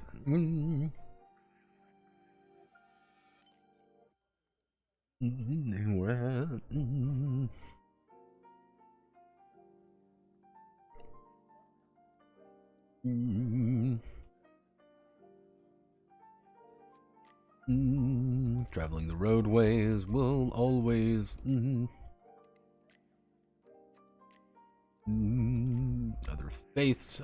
other faiths, creeds, and even the occasion, and even other blood cultists who are living among the cities and living among the cities. Kind of the idea, what I want to get across with like the roads is the roads are safe. You don't need to worry about it. There's nothing wrong with the roads. The only issue with the roads at the end of the day is that there are a shit ton of people on it. And if there's shit going down in one city, everything gets kind of broken up. Everything starts getting a lot more complicated because it's pretty much just like a three-way network. And if you commit a bunch of crimes in one city, the other city is going to know it before you get there. Everyone's going to know any rumors. And this is kind of one of those things where, hey, you can set an entire campaign just in the 3 cities. You don't even have to venture beyond the cult lines, into the clans or anything like that. Just set it in these, and hey, it takes 2 weeks to travel by foot to another city. And you're going to be able to make encounters across the thing. Do you have to roll for encounters? No, because you will find someone. It's not like, oh, well, there's someone who wants to kill us. No shit, there's going to be someone who wants to kill you. It's it's an open road that's not patrolled by people, really.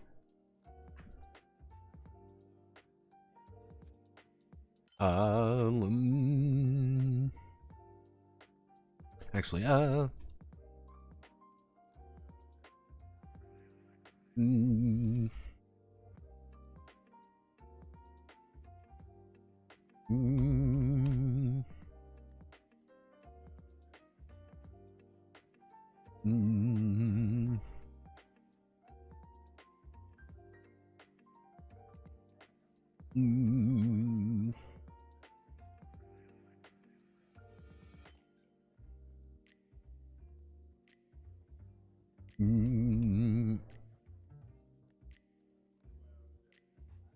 military patrols are infrequent.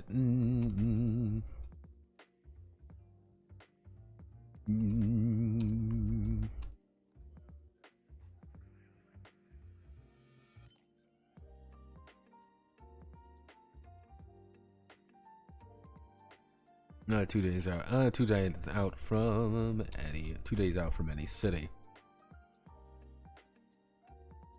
2 days out from any city, and then we do roving. Roving.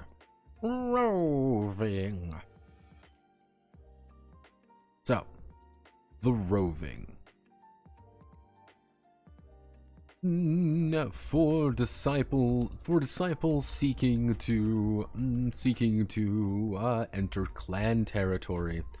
Enter clan territory or go further beyond into tribal grazing land. Let's see. Seeking to enter clan territory or go further beyond into tribal grazing land, they will need to break from the road.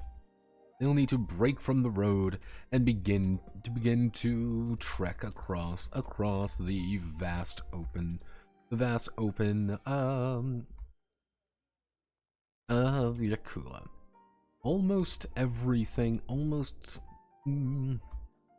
venturing, let's see. Actually, I should say, how do I want to do this? We're disciples seeking to enter the clan territory from the beyond. Open the Yakula.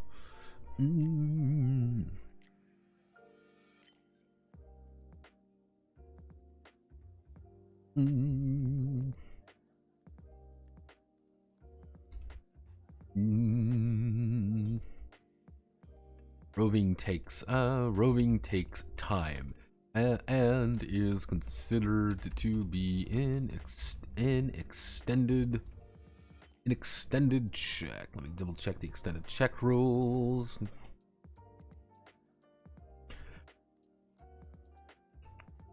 Difficulty. Let's see. Roving takes time. Is considered to be an extended check. Check using the travel skill.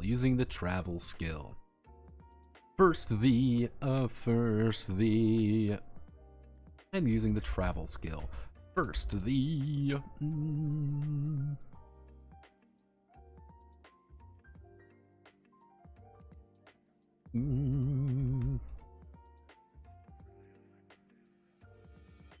Actually, Khaldun will determine the difficulty. Will determine the difficulty on two factors. Where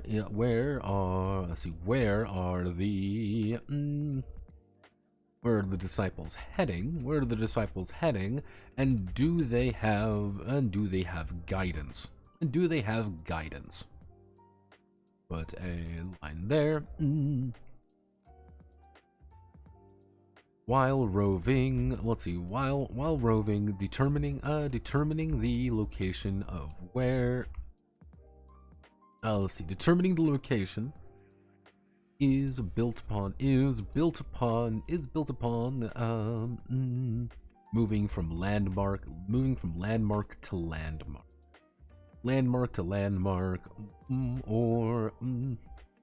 or following the stars to find their bearing in the vast ocean of grass.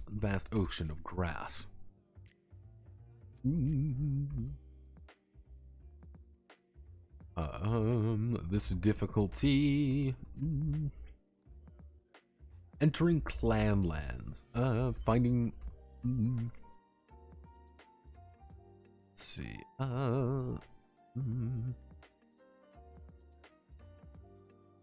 Entering the clan lands is far easier than finding a particular tribe.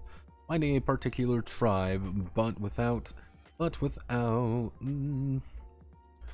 knowing where they are, it will be a process. It will be a process of finding clan villages, and asking if they may know. So if you want to find a really specific clan, get ready just to talk to people, because it's like there's no road signs or anything. There's nothing like that. It's entirely almost built from. Like, yeah, we vaguely know where people are. Of course we do. We live here. And then you look at it, you're like, you fucking idiots, what are you doing here? Yeah.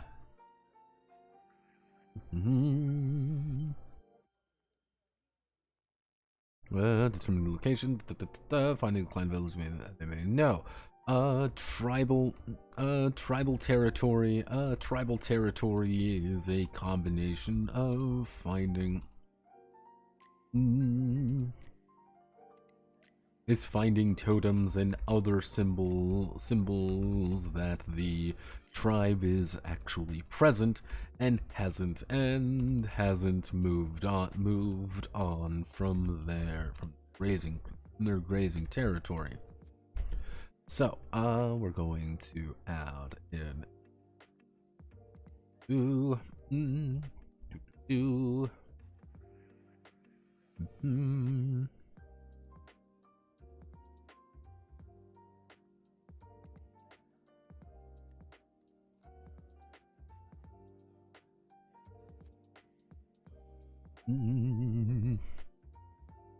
Actually,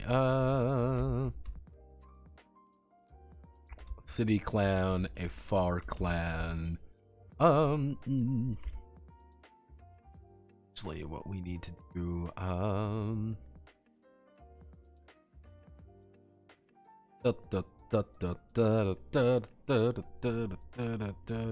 find every single one of the clans there. So these are all the different tribes that you're going to be able to have to find, because all the tribes are obviously going to do things differently. They're going to be a little bit different to find, because guess what? They're different they're different tribes. Of course, they would be a little bit harder to find. So,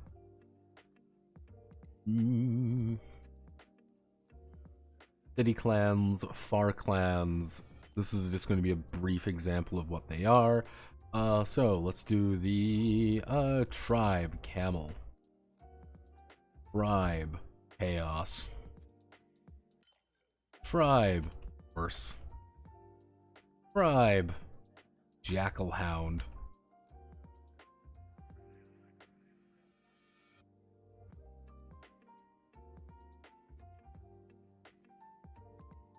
tribe Momo, tribe raptor. There we go. And if we insert a row above,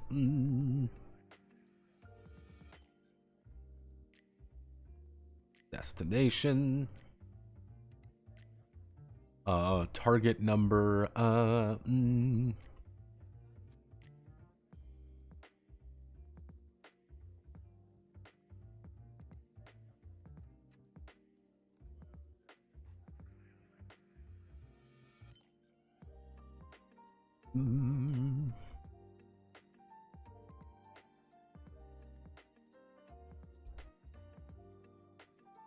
so if we go back up to our target numbers, because for extended checks, it's just whatever the difficulty is times 2, times 10, I mean.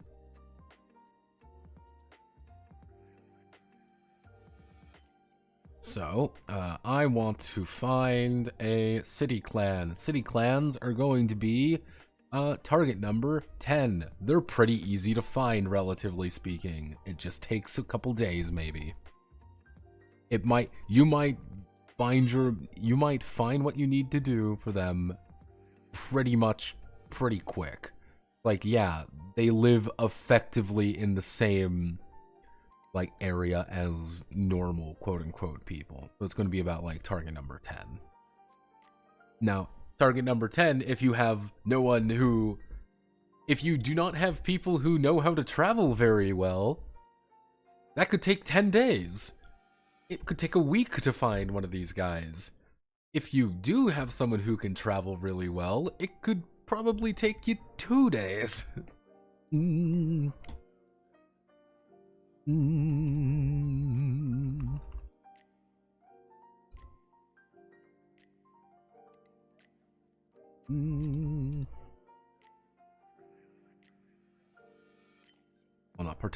Well, not sworn to them.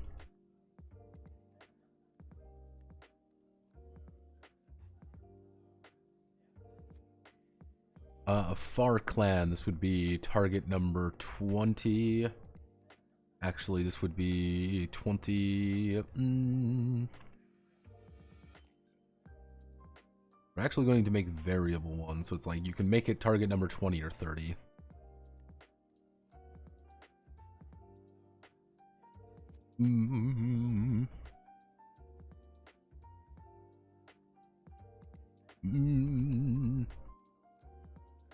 Deeper into the territory.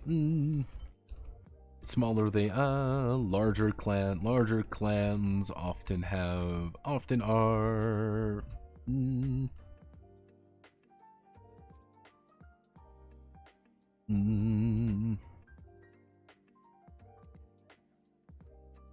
deeper into the territory.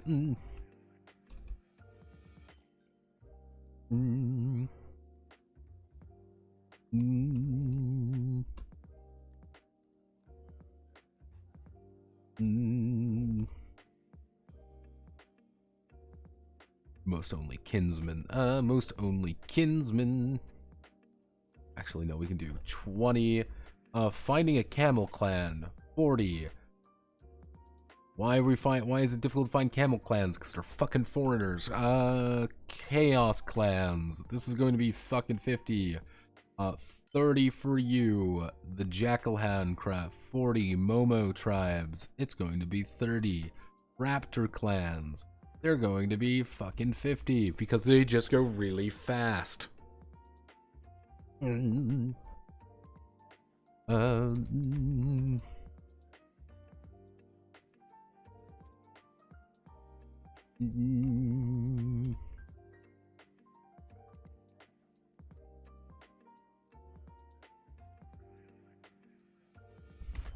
Tribes.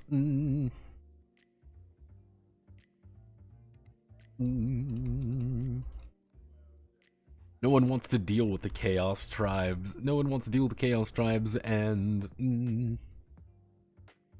they rarely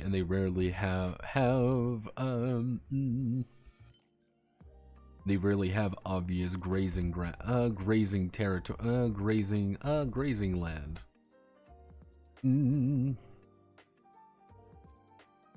Tribe horse. See, the horse tribes frequently raid the clans. Let's see, the horse tribes frequently raid the clans, but they are consistent. They are old, but they are old and stubborn, refusing to change their grazing. Jackal hounds.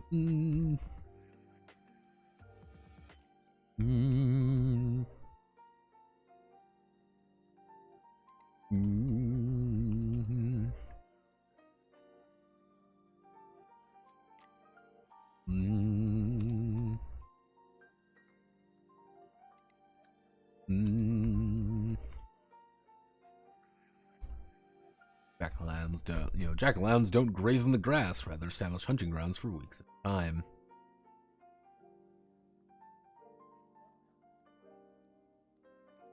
Note itself, consider commissioning note to RP Jewish school children occupy poles, summoning Pokemon and Cthulhu monsters and using them to butcher Nazis.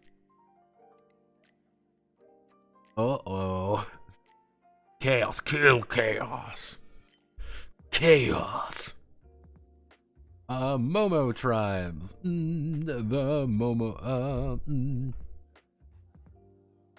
Momo tribes are easy to find, and the clans are more than willing to point them out. Let's see. Momo tribes are traders. Actually, are traders by choice. See that.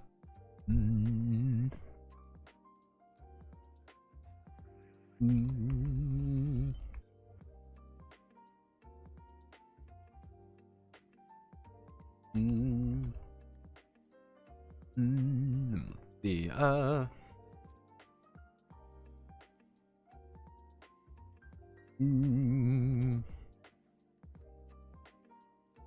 In anyone.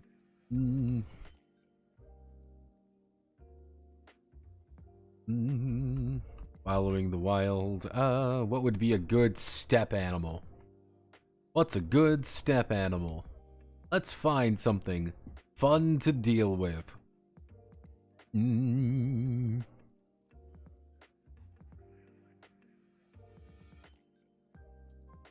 Prey animal. Prey animal.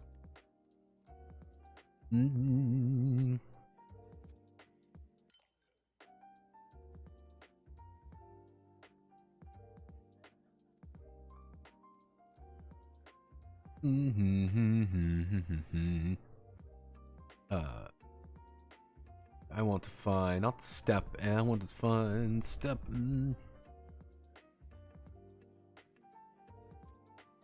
Nope, that's not it. I want to find. What am I trying to find here?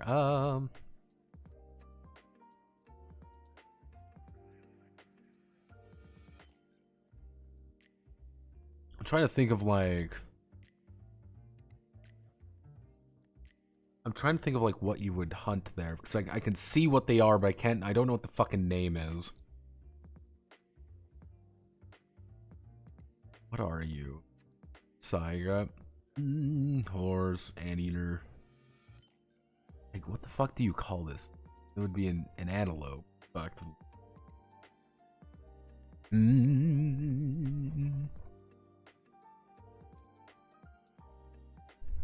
There we go.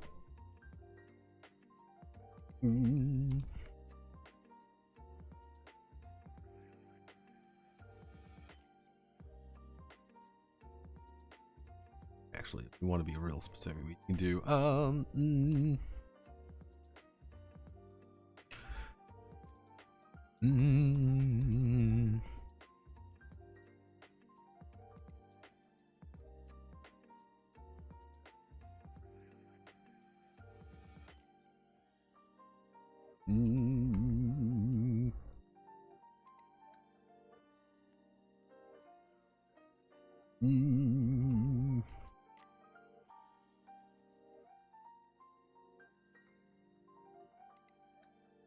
Nope.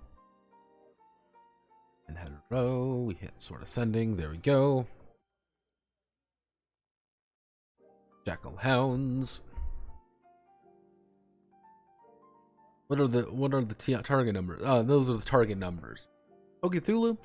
No, I've never actually gone over Pokethulu. And if you want the real answer, because of two things. One, I actually doubted Pokethulu existed for years. I remember distinctly looking at Pokethulu, thinking about it for years, and I could never find it. Outside of people telling me it exists, I could never find it. I'm like, am I gaslighting myself here? Like, this isn't real. This is not a real game. It was very weird. I don't know why. Mind you, this was before Notepad became broken and joined the TTRPG community as hard as he is now. As the crazy hermit on the outskirts.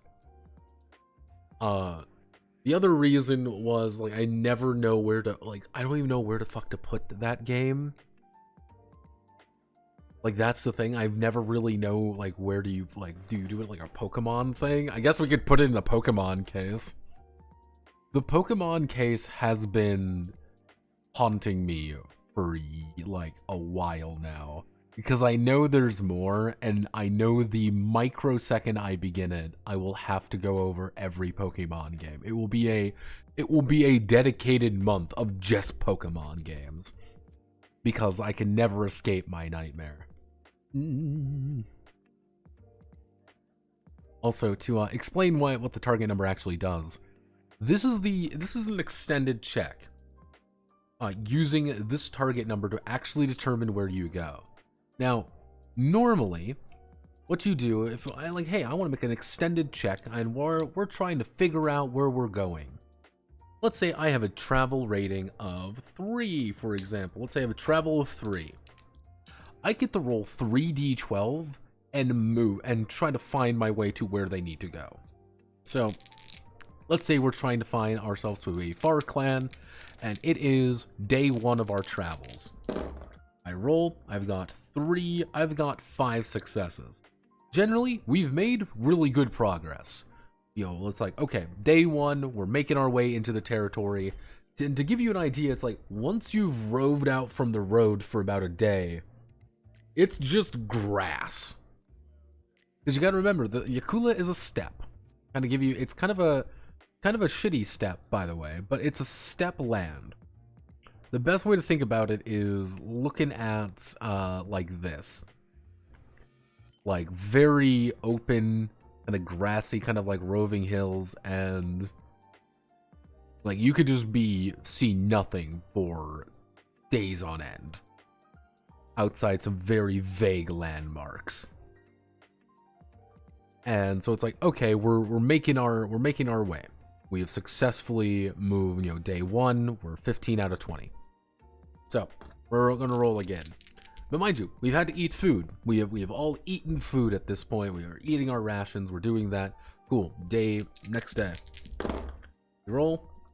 Even better. Actually, even worse. We only got 2 successes. Day 3. Day 3 went exceedingly well. And we got 6 successes out of that. So we are 3 days in, and we need to get... And we've had a grand total of about 8. We are 8 successes away. Again, 3 days out. We need 8 more successes to get to where we're going. So that's 1, 2, 3. Actually, that's 4 successes. We need 4 more. And then day 5, we have done exceedingly well. We've got 1, 2, 3, 4. That would be 4 successes. So it took us 5 days to find this far clan.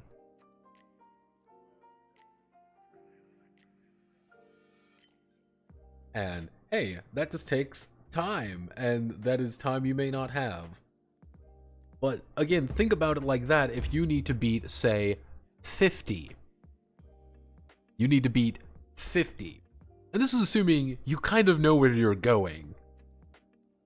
This could take you months. This could take you weeks. But if you are not doing too hot, yeah, congratulations. Your dice here. If you do not have someone with travel, you can do 1 success. 1. So that's why travel is very useful. It might take you 10 days to find someone nearby one of the cities. None of you know how to fucking travel very well. Let's see. Actually, what we can do is...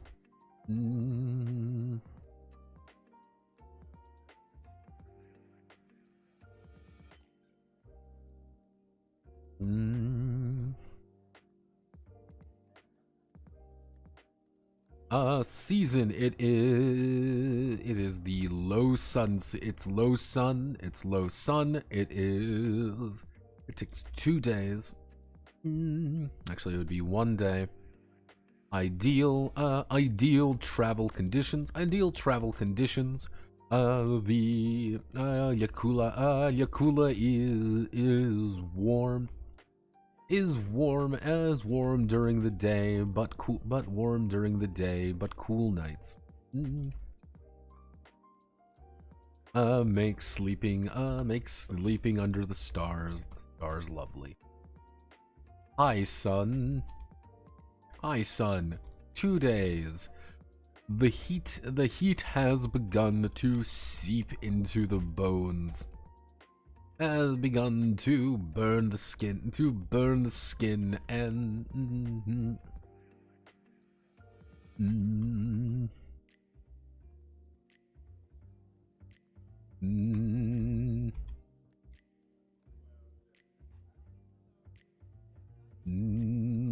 slow plodding journeys.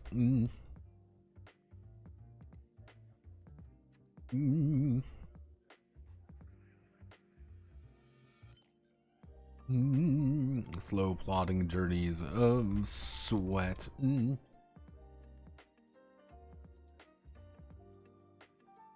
Maybe lovely sleeping. Low dark.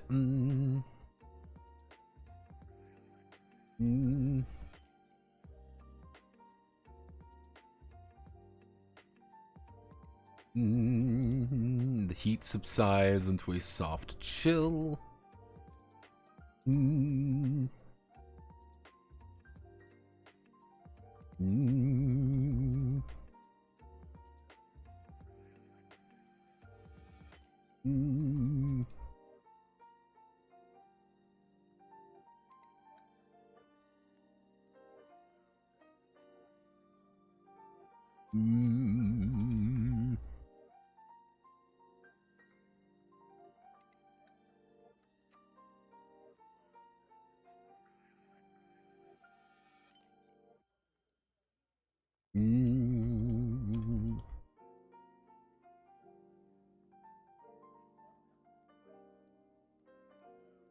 There we go.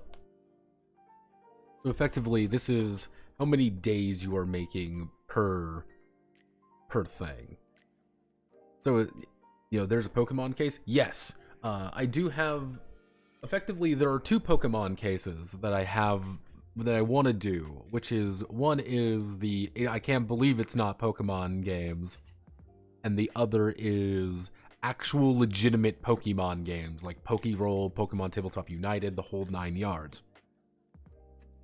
I do know PTU, PTA, all of those ones are going to be fucking huge. Like, that's just the nature of the beast in that regard. They're just fucking huge. And they are incredibly detailed. So I probably won't do all of them. Simply because it's like, yeah, here's me explaining what EVs do. Because that's what those games do. Those are the kind of games that have like, oh, are you calculating your fucking Pokemon's, cock and ball rating or whatever. Like, it's very, very anal in that regard. And some people like that, some people hate it. It is a very, all of those games, I wouldn't say they're controversial, but they are very particular. And being very particular does invite some interesting things in any community. Let's see.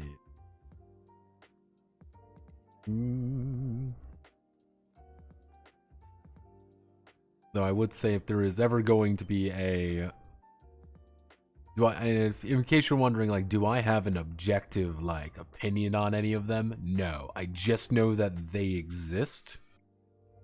I've tried to read one, and I was like, I don't really know what the fuck I'm in. Because, the unfortunate reality is, I'm not a Pokemon person. I never really was. I liked playing Pokemon, and I like doing things with Pokemon. But I'm not really like a hardcore, like, monster battler like some people I know. Like have you tracked all of your EVs correctly and have you done everything to be optimal? I'm like, nah. That's never what I would like to do. I've never even beaten a Pokemon game. I just don't really care enough. I was like, nah, I just didn't feel like playing it anymore. Have you ever Nuzlocked? Man, I haven't beaten a standard Pokemon game. You think I want to Nuzlocke anything? Fuck that. Maybe that's what we should do as a video stream one day. Just play fucking Pokemon. Hello everyone, it's me, Pokemon. But we have to play a jank-ass version of Pokemon, of course. Hello everyone, it's me playing whatever the fuck. I wonder, did that one did Pal World ever come out? Pal World had to have come out already, right? No, Pal World is not out yet. This was one I saw that I was like, this is fucking hysterical, and it looks so goddamn terrible in all of the wrong ways. Because, like, on one hand, I'm like, yeah, these look kind of cute. I like these. This is kind of fun. And I like the idea, like, oh, hey, as a trainer, you're kind of out there doing things. On the other hand, bitch pulls out a fucking gun. Like, just pulls out an assault rifle, and it's a survival crafting game. A multiplayer open world survival crafter. I'm like, oh.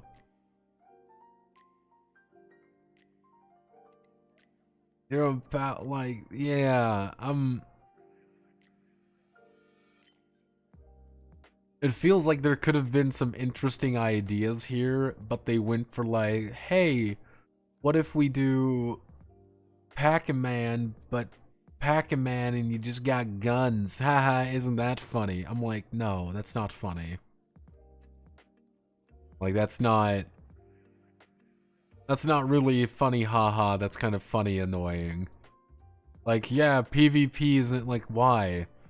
Like, you have an interesting idea of, hey, there are fucking Pac-Man. We all like Pac-Man. And some of them are like, you're like a weird ranger, and you're like, hey, I just have a fucking gun.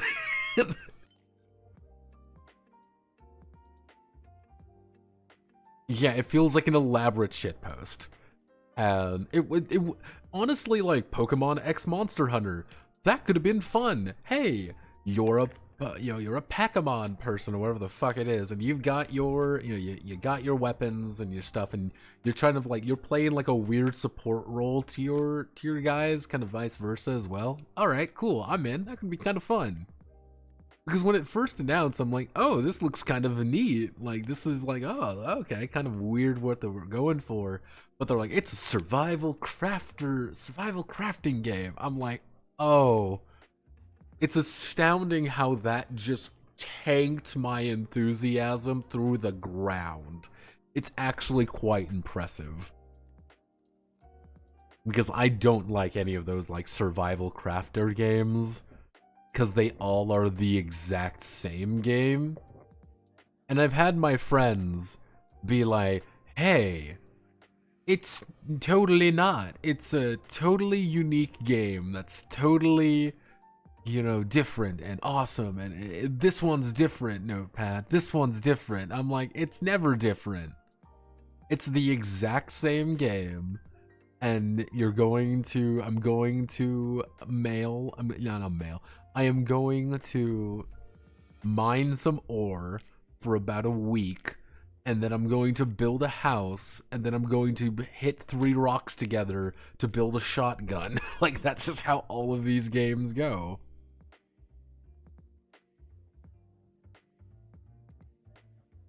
Yeah, I made a note to go on Epic Games, by the way. Epic Games just has the Guardians of Galaxy game for free right now, so I just picked that up randomly. Yeah, here's the thing. I have literally dozens of games. I've had, like, my Epic library is worth hundreds upon hundreds of dollars. I have not played a single one.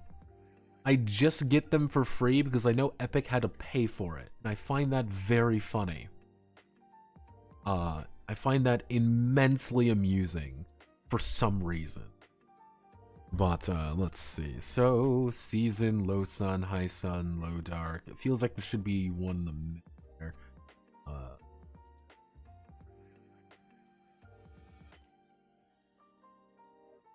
Actually, what I can do.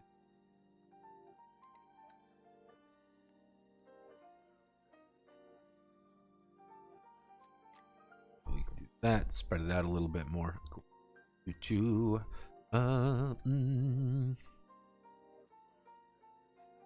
Next one.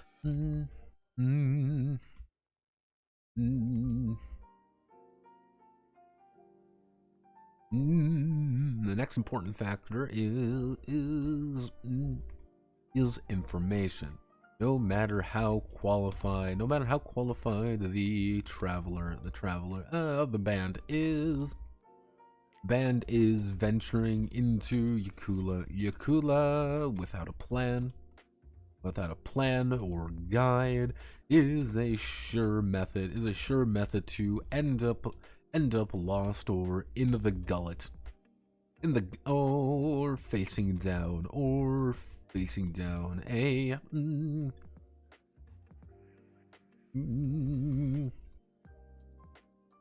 or facing down a beast in its den,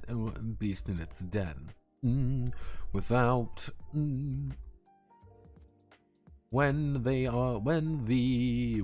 disciples are planning to rove out, they will need to inquire information or guides to assist them. They'll need to acquire information to assist them.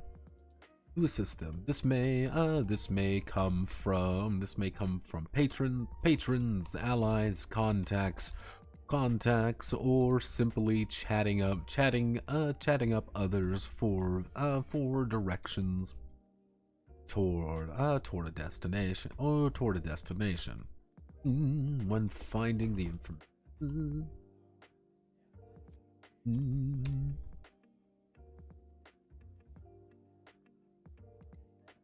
They will modify their final. They'll modify their final target number. Their final target number.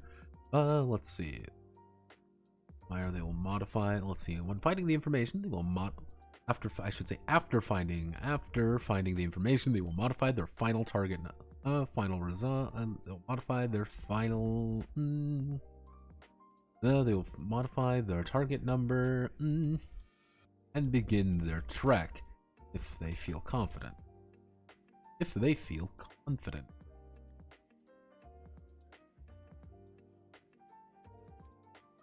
So, this.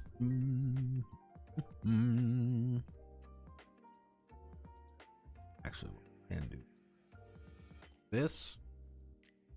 This. I don't know why you are breaking all of a sudden. Why are you breaking?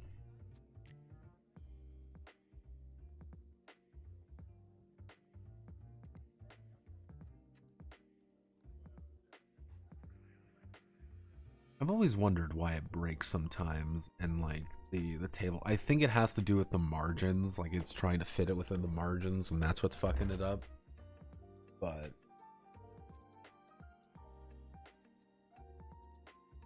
there's no real like good explanation for it.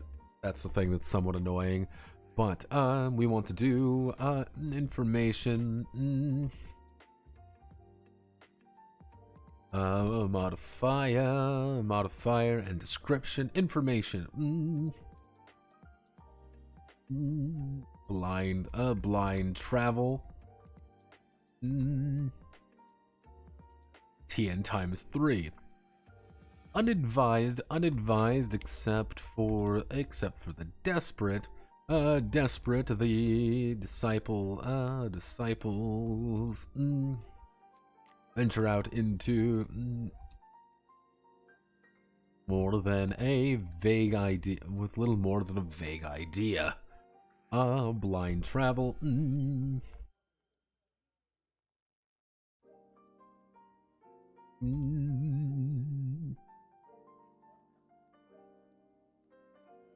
General whereabouts and third or even fourth person recollections of events.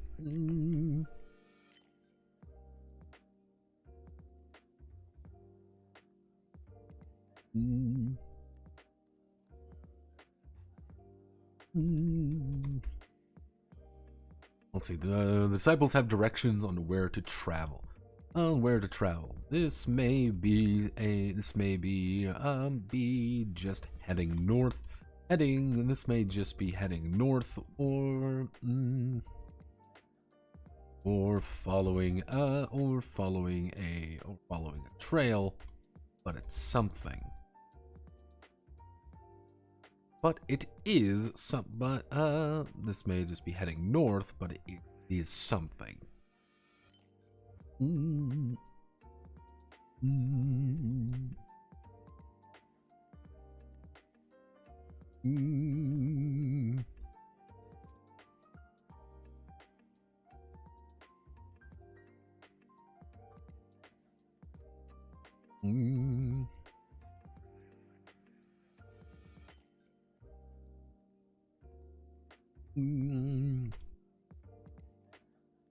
Have the precise directions of where they need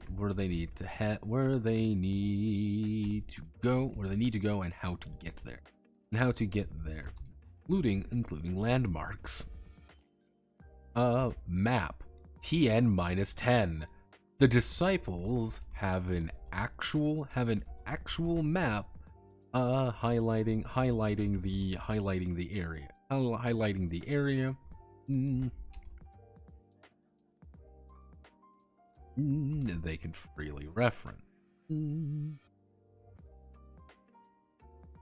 But you have an actual map, which is very nice.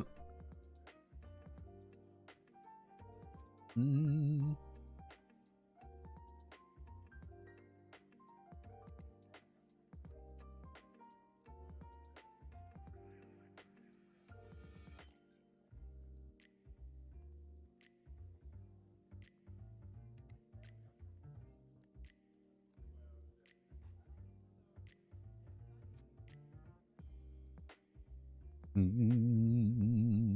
see, what else would be a good? Mm,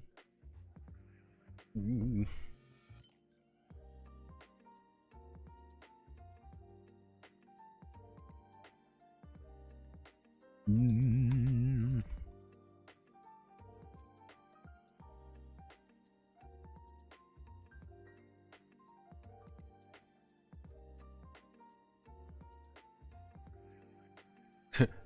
You've been given deliberately misleading.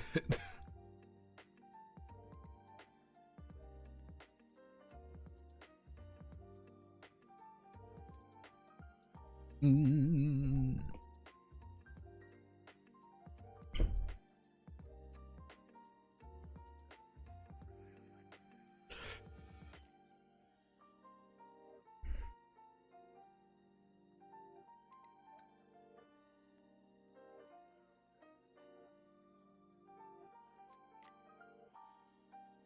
Mm.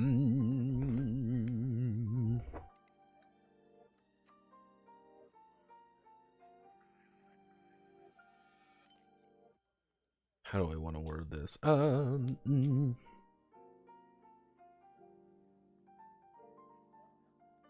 Actually, mm.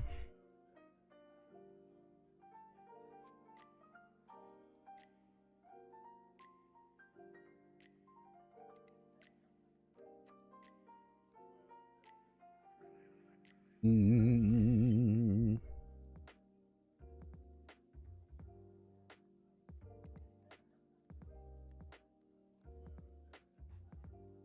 Mm.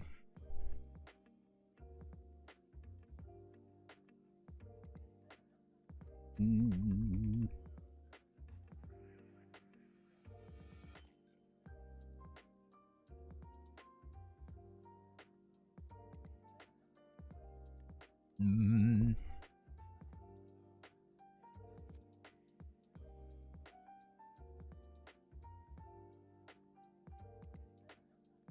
Mm.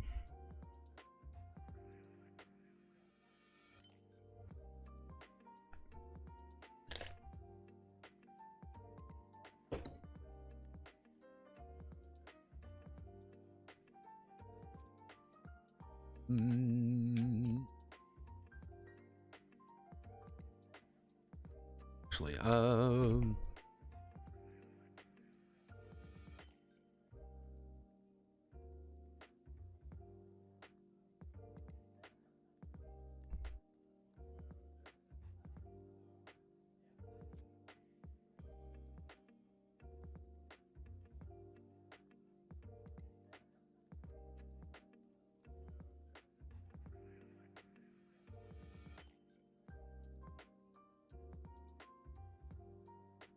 mm.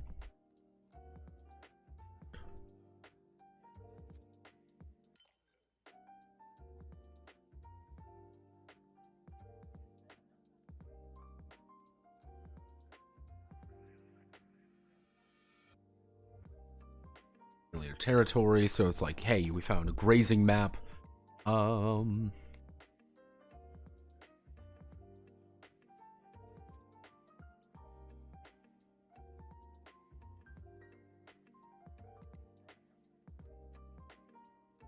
Mm-hmm. Mm-hmm.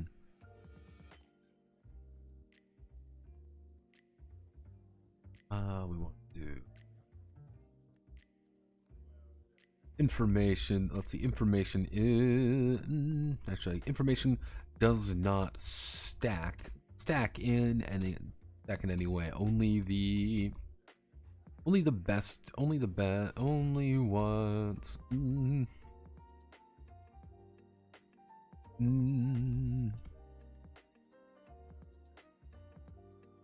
mm,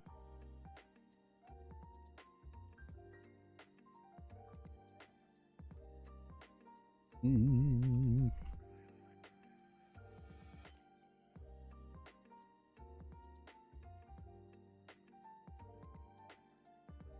Should they be given multiple pieces of information? Perhaps misdirection or precise directions. Mm.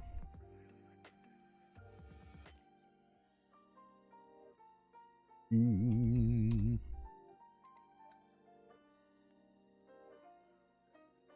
Mm.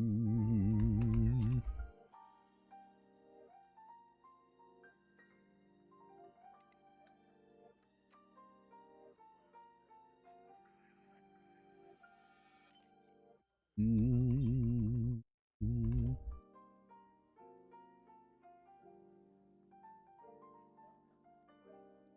Mm. Let's see, the one main trials are difficult 2 to 4 to determine the better. Actually, no, we can do 2 to 6. Determine the better outcome. Mm. Mm.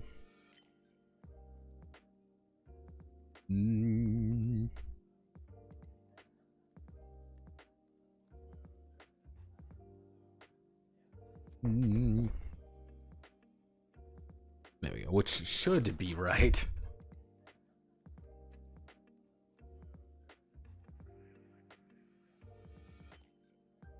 Mm. Directions, familiar territory. Effectively, if you want to travel somewhere, like, hey, we want to visit a clan. We want to go to the clan lands. You're going to need to rove out this way if you want to go this direct, this way. That reminds me.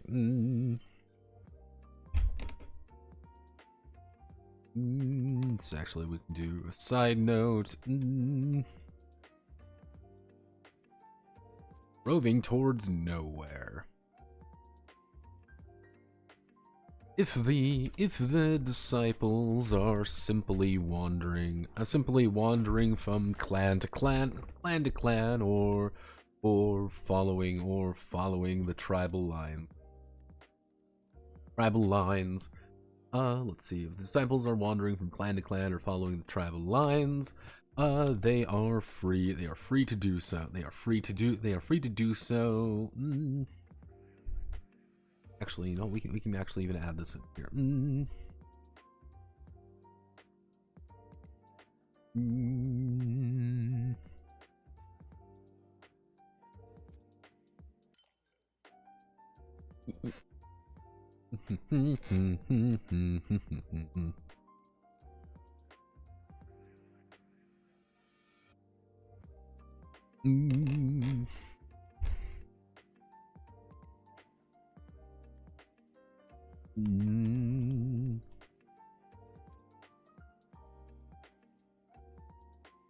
And we'll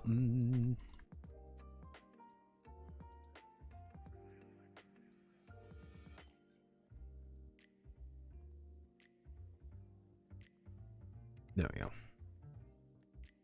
You're just wandering.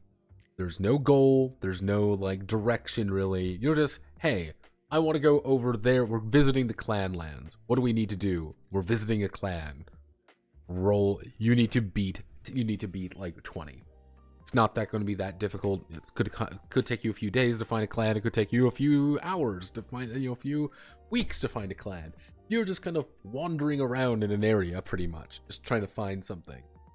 Now, mind you, if you visit a clan being like, hey, do you know of any nearby clans that we could go to? They can give you directions, and they'd probably give you precise directions. And guess what happens if you get precise directions? Reduce the target number. Or, hey, they may give you a map, or they might give you something to work with. But the idea of wandering is not really, you're going to a specific place. It's, we are looking for this particular tribe. If that makes sense. Tribe of the Jackal Hound, who manage the Jackal Hound. They're going to a place. Here, it's just like, you're just kind of going from point A to point B. It doesn't really, there's no real goal in mind. Most of the time, you're going to be wandering, I should say. Actually, here's what we can do.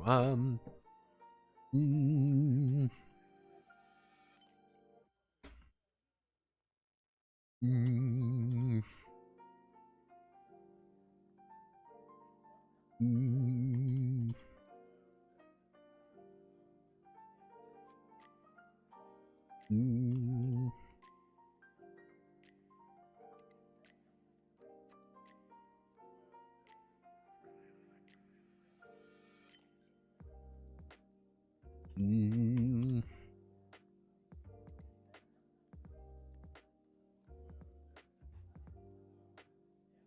Mm.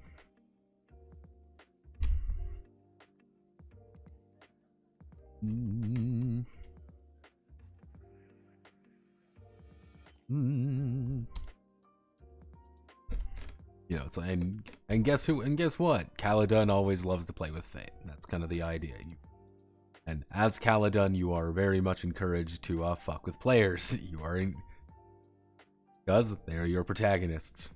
Like, I will be your protagonist, kind of thing. That's the idea behind them. So we do roving. So I'm gonna have to leave here in a moment. Can you get both precise directions and a map? No, it's kind of like the idea, like if you get precise directions and they hand you a map, the map is going to be more useful in the long run. Because, hey, we have a map, we know where we're going, you've given us to, like, the best way to think about it is, like, you don't have a map when you leave. With precise directions, it's you don't have the map. They're being sent, like, go that way. And they're like, all right, follow the bright star, and then, after traveling 3 days, make a, and when you reach the giant jutting rock, have it face the other way. That's precise directions. Simple map is, I have drawn you a fucking map, and I've handed it to you. Go here, do this. They're giving you precise directions. But they've also just handed you an actual map with the directions on it. That's kind of the idea. So it's one of the kind of the concepts for it is like, hey, if you have really sparse information, but they hand you a map, like, yeah, you have a fucking map, you know where to go now. Like, they don't have to give you like really detailed information, but maps are difficult. Maps are expensive. And they could just be anything can be misdirection. If this person doesn't like you, they could just say, oh yeah, totally, go this way. And you're fucked. You had to start relying on that a little bit. But yeah, no, it's like kind of whatever is the best supersedes it. And that's why it's kind of like, hey, you already know the territory, a map isn't really going to help you that much unless, hey, a map may help because I know exactly where this clan city is. Instead of having target number 5, it's going to be target number fucking 10, target number 0, because it's literally like, yeah, it's a day's walk away from here. It's going to be real easy for us to get our, get our ass in gear. Actually, what I should do is I'm going to bump up the days.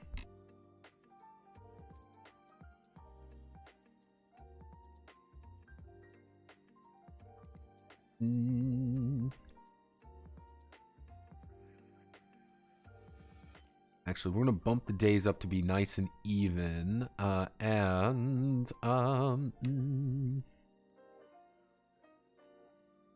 we're going to put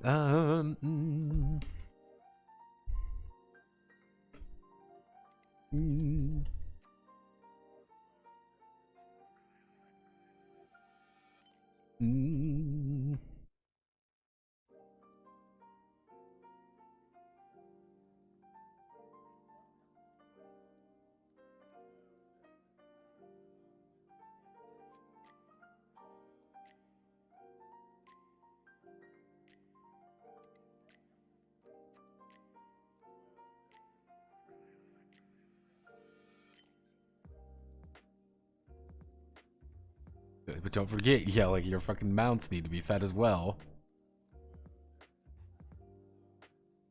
That's one of the major issues of having a mount, which is, hey, we can't really afford these, so there we go.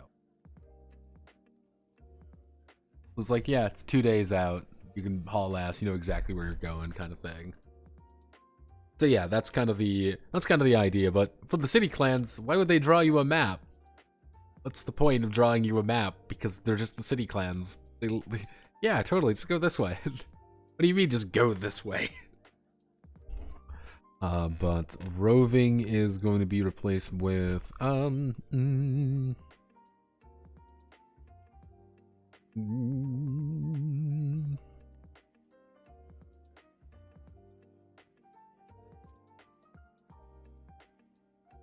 Mm.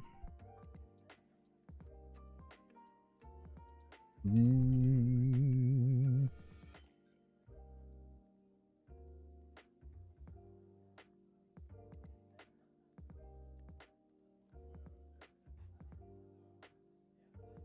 Mm. I get a ding somewhere? No. So, okay. The gnawing death is going to be about survival elements. Hey, you're in exposure state. You're fucking freezing to death because you're walking around the middle of the fucking winter. Or hey, you're drinking enough water. You're not, you don't have the right supplies effectively. That's just gonna ding down your anima. Because it's not gonna kill you directly. It's just gonna kill your anima. And if your anima's too low, guess what? You die. Haha. Hee hee. Hoo hoo. Somata. Ooh. Let's see, is there anything else exciting for this? No, I'm probably going to add a little note on encounters, because encounters are fun. And the encounters are really going to be like, you encounter people from the clans, tribes, and they're hostile. It's going to be like 3 little charts. There's just going to be a few charts of like, vaguely like, hey, here is a group. They are friendly, or they're hostile, or anything like that. That's kind of the idea there. So thank you all. Godspeed, good luck. I will see you all later. Maybe stream tomorrow, maybe not, depending on how I'm feeling. We're doing the Genesis video tomorrow, though, so that'll be that. So, goodbye.